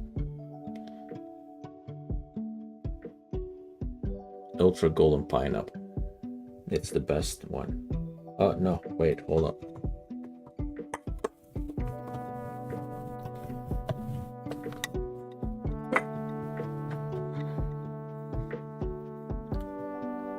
Mule. It has ginger in it. It's kind of spicy. It's kind of spicy to the taste. It also comes in this really well-designed can. Pipeline Punch. Well, the originals are very good. Don't ask me why I have all these cans laying around, but this is the original Zero Sugar. It has a green top. I like this one because it tastes exactly like the original, but then has zero sugar. Do we have another one?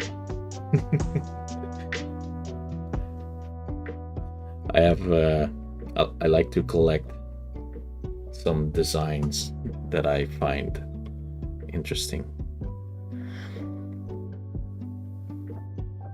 So I bought these the other day. Monster Energy Assault, but I don't think they're very good actually. The design is fine, but the taste is meh. Too sweet. No other taste but sweetness, I guess.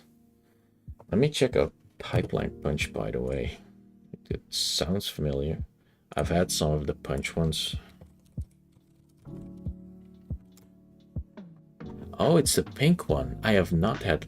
Whoa, it's the passion fruit one. I may have had it once, but I forgot how it tastes. Maybe I should order it.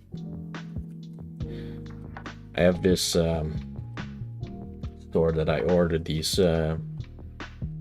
trays from, right? And I like to pick like 2 or 3 different kinds of flavors. So usually one of them is always the OG one, but zero sugar.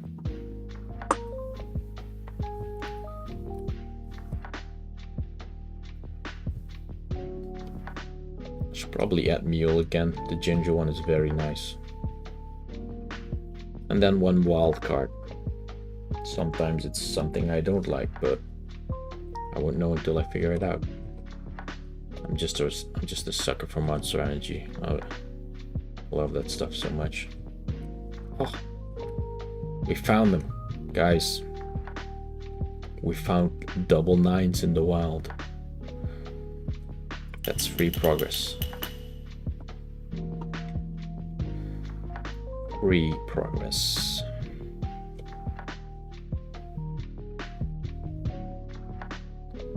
Oh, there's even more. Zeros in the wild.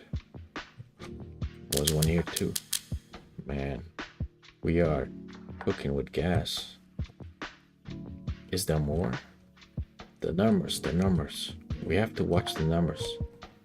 There we go. Oh, this is intense. He was hidden there. He thought he could hide between his friends, but no. I got you. Mr. Streamer is losing it.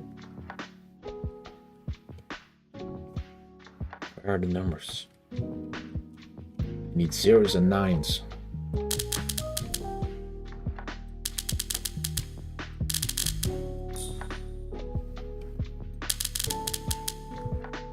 Zeros and 9s, guys. 0s and 9s. Oh, a whole bunch of them. What do we call a group of zeros? A murder of zeros. Bunch of zeros.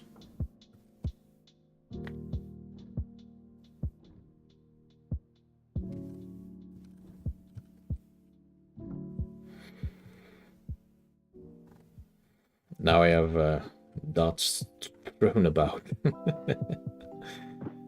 I mean, it's not nothing, right? Like, if you do this enough, you can get quite some progress into this game just by finding these free areas. Maybe that's how we find out the most easy path forwards. Maybe it's not a hard game at all.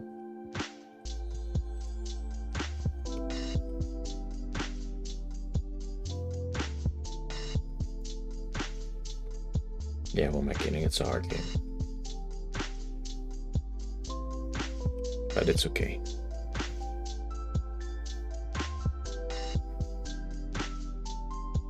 See this too? Whatever two it sees, it's the same as this two.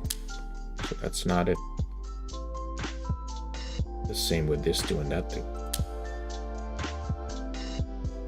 Oh, that two is not free.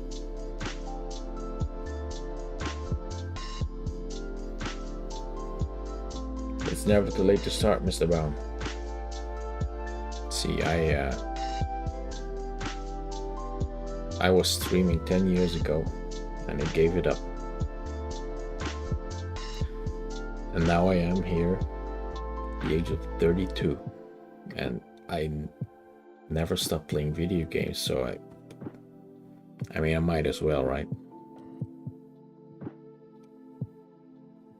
I've been actively gaming my entire life. My knowledge of games is quite vast, but there's still so much I haven't seen or played yet. It's a journey. One that I'm now willing to take multiple people on. So we can take the journey together.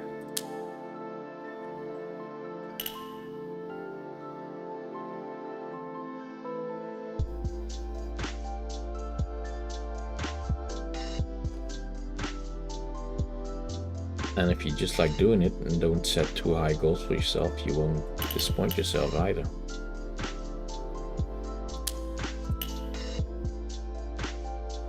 Which is how I'm trying to do it.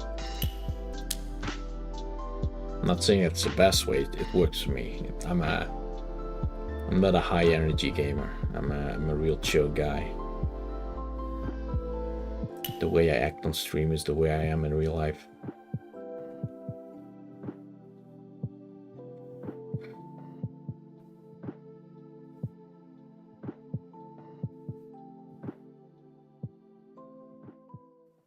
I just always take my time.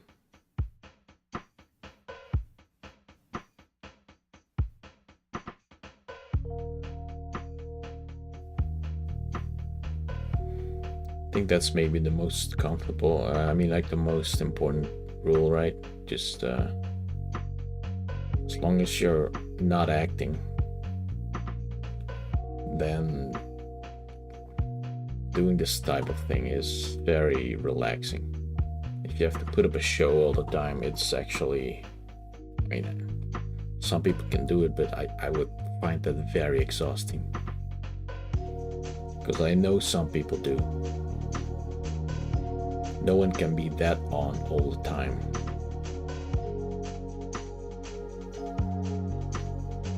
And then stream for like 8 hours a day and just be full energy.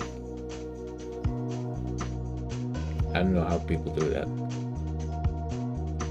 This vibe I got right here, just chilling. Hey, so for those who don't know, I have a full-time job during the day, so I stream at night, usually between 12 a.m. and 3 a.m. You know, I sacrifice sleep to do this, but not per se for YouTube. I've been gaming for a long time, every night. It's just not until recently that I've also started doing YouTube. What I'm trying to say is, I could move this part of my life, this hobby, back into my regular day hours.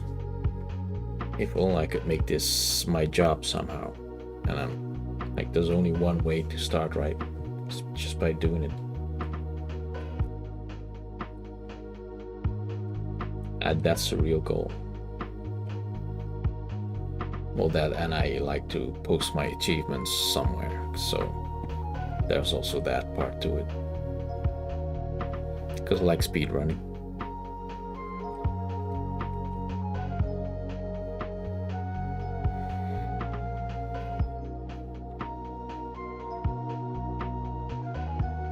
But yeah, I imagine myself just waking up like 10 a.m.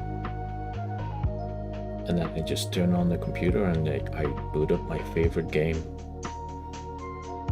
and then I log on to the chat and all my friends are there and we can just chill. That sounds like a great time.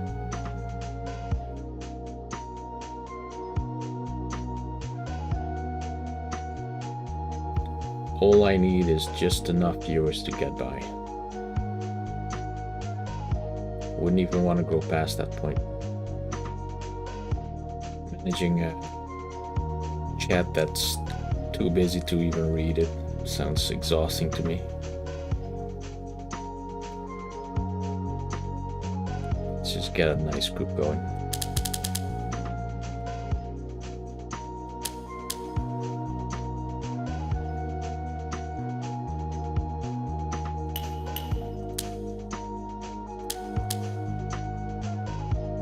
But I do realize it might take years, or I might not achieve it at all. Who knows?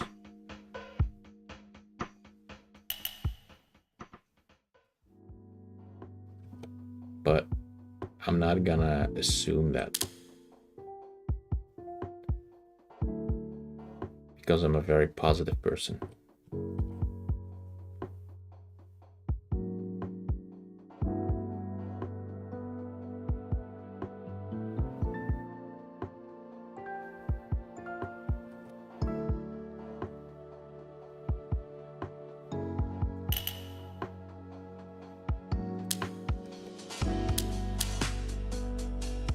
There's this quote, and I forgot about where where I got it from.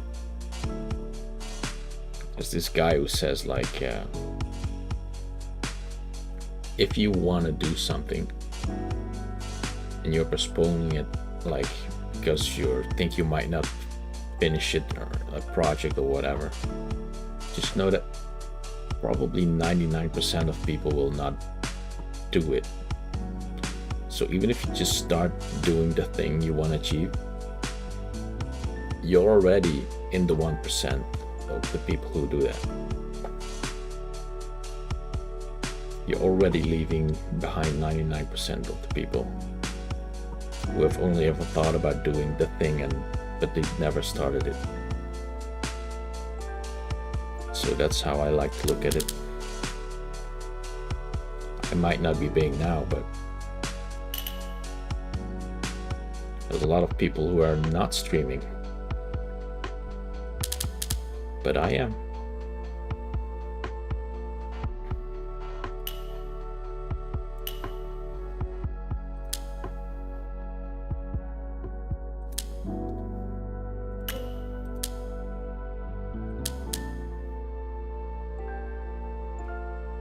I guess there's a certain amount of stage fright for a lot of people. For me too, my first streams didn't even have my camera on. But at some point you're just like, you know what? Just try it. Hey Dom, welcome. Also, I saw your nice comment.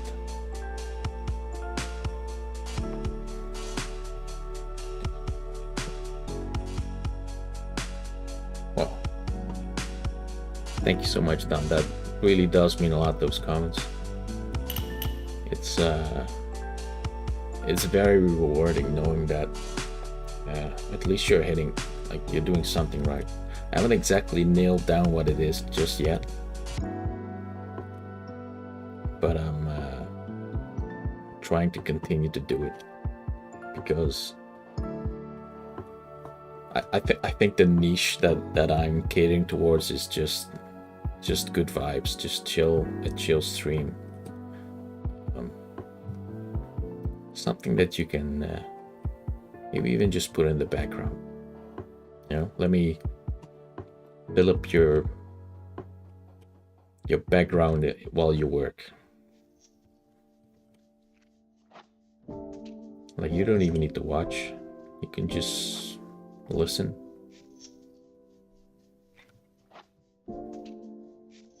I'll put on some good music. I'll tell you some stories. We'll make a little bit of progress in a stupid long project we're doing. Oh, just because you may have missed it, Dom. Feels kind of weird calling you Dom, but hey, that's your preferred handle, I guess. Tomorrow I'm starting Only Up. Yeah, that other Getting Over It game. Because that's one of the few I have never played yet. I say one of the few, but there's not that many games.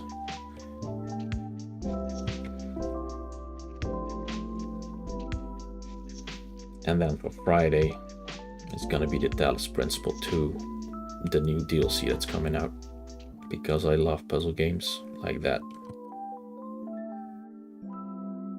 Oh, there's a 9 in the wild again. We've seen it. It was there the whole time and no one said a thing. Come on, guys. Backseating is allowed here. Tell me I'm missing a 0 or a 9. You guys see something like this?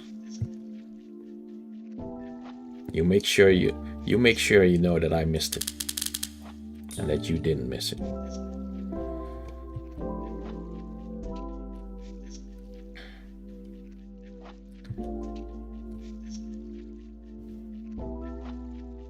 Right, yeah, this was the 9, okay.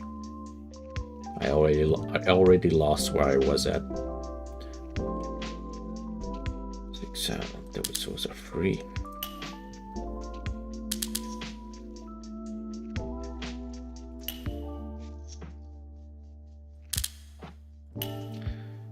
But yeah, same with the like this morning I posted, oh not this morning, yesterday night I posted a video about the you know, we're playing around with 3 of the bowlers from the game of Sisyphus, and even though it's not like the video hasn't really been picked up by the algorithm yet, and most of the people that watch me so far are for the speedruns, and so it's not my best performing video, but the comments on it are very positive compared to the speedrun videos, so that's really encouraging.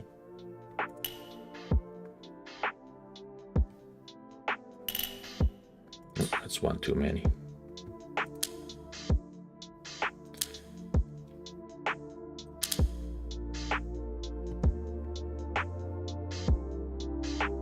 It's just nice to know that you're making other people happy.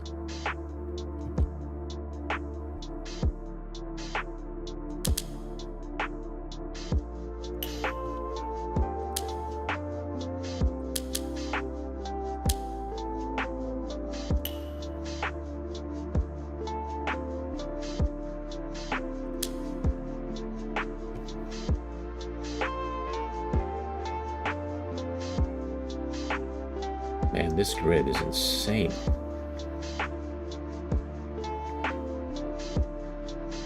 Like we're reaching 3.5 hours of progress, and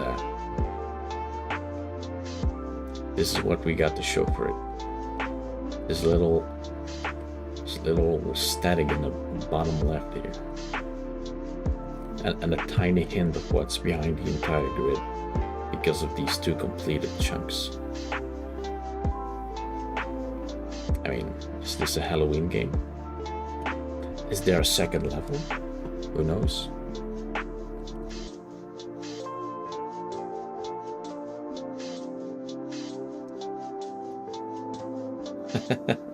Alright, you'll be cola then.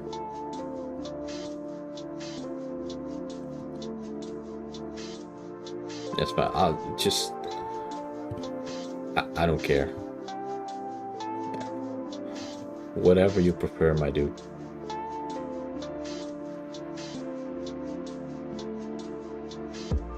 I lost where I was at. Was it up here?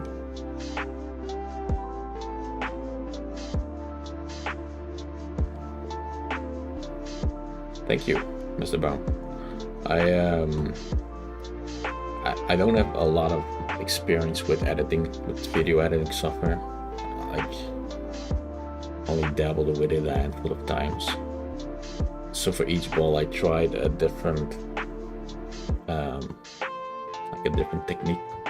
Like I focused on different aspects.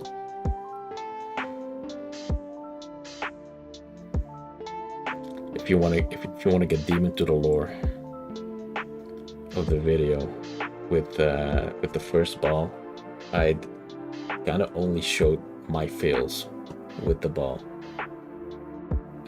Because I thought those were very entertaining.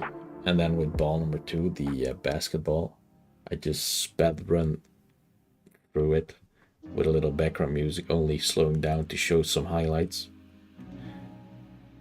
And then with the number 3, the duck, I invented like my editor, which is still me, putting on title cards on the screen, kind of like commenting on me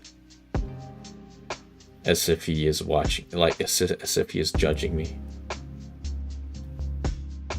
I had a lot of fun with it.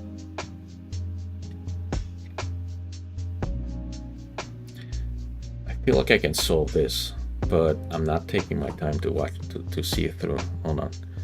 There's only... Okay, yeah, there's 2 here. Only 1 here. So these 2, there must be 1 here. And then there must be one here. So the other one is over here.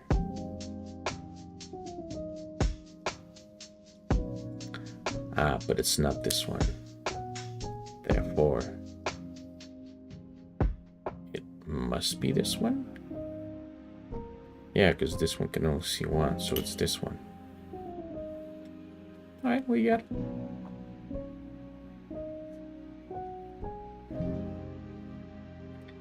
Can you imagine that I felt more self-conscious posting that video than going online on stream and showing my face?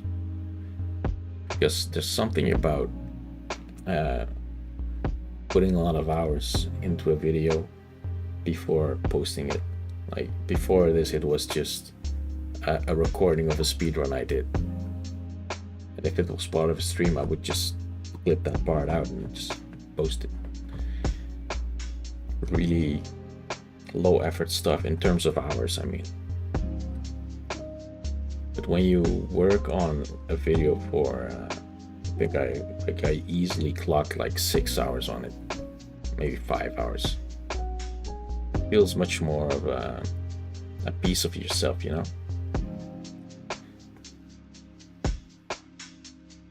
And for some reason, I know that's probably not healthy behavior, but I care a lot more about what people think about that video than what they think about some old speedrun I did. It's funny how that works mentally, you know.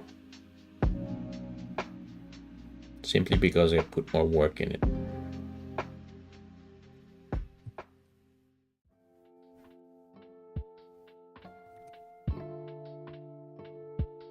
I feel like I should be able to solve all this.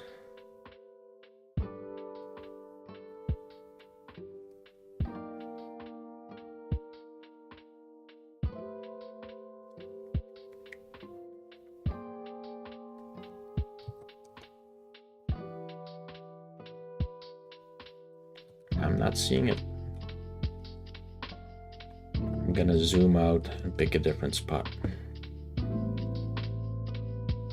We're going over here. Actually, it is 3 AM. Okay, let's slowly put an end to it.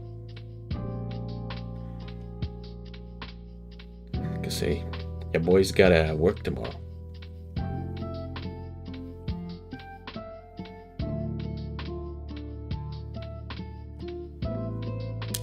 Free one. That's a free 7. If you don't know, I'm a programmer. I make apps.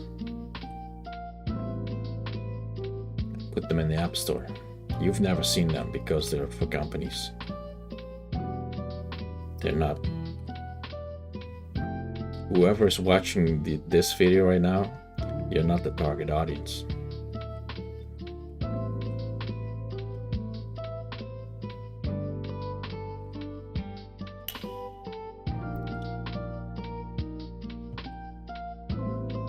Which is also always kind of a letdown when you're saying like, what do you do for a living?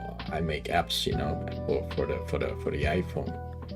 Like, oh, I got an iPhone. Show me one of those apps, and you're like,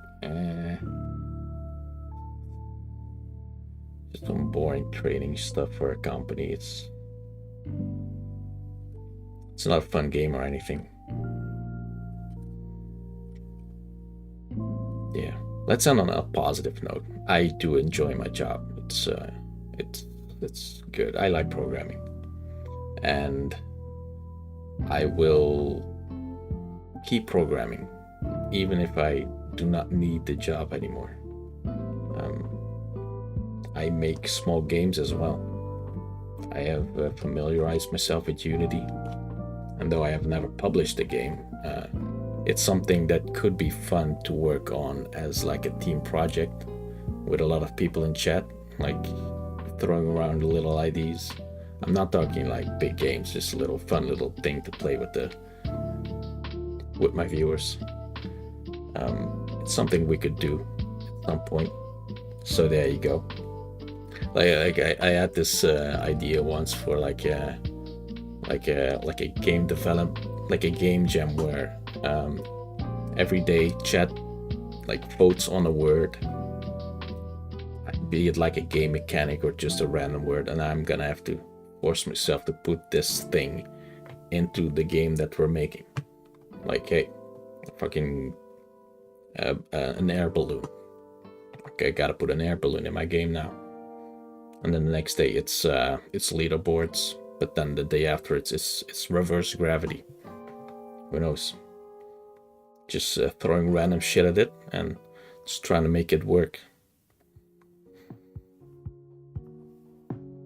Yeah, cool. And like the fun, I've proven myself that I could do it because I've done this once before with my girlfriend, who every night who would pick a new random word for me, and I would then add that to the game somehow, and then I would have a new build for the game ready the next morning for her to play when she woke up. And then she would play it during the day, and then she would post me a new word, and then I would have something to do that night, and I would update the game to have this new thing in it. I could show you the game sometime. I could show you the journey I took. Thanks. It was done out of love. It was a fun learning experience as well. It's nice to put some restrictions on yourself. I kind of force myself to like do it always within like 2 hours, not go over that. Just, you have a word, you have to put it in there, but you have a limited amount of time. Can't go too big with it. It's got to be something simple. And I swear I learned something new every day. Like I learned how to do water in a game, water physics in a 2D game. It's crazy, and it's fun science.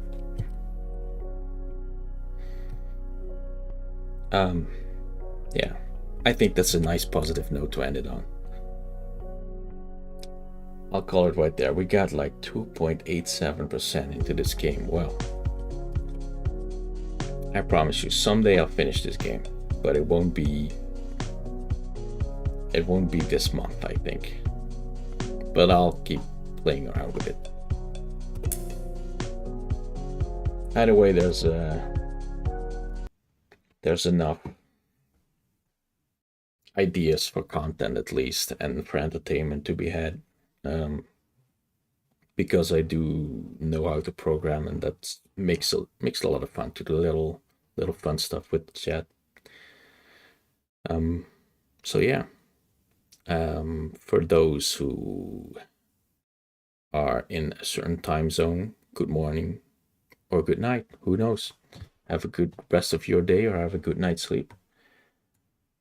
I hope to be back tomorrow with the game called Only Up, which is probably something that I will enjoy because I like games like that, even though it's probably gonna be really tough.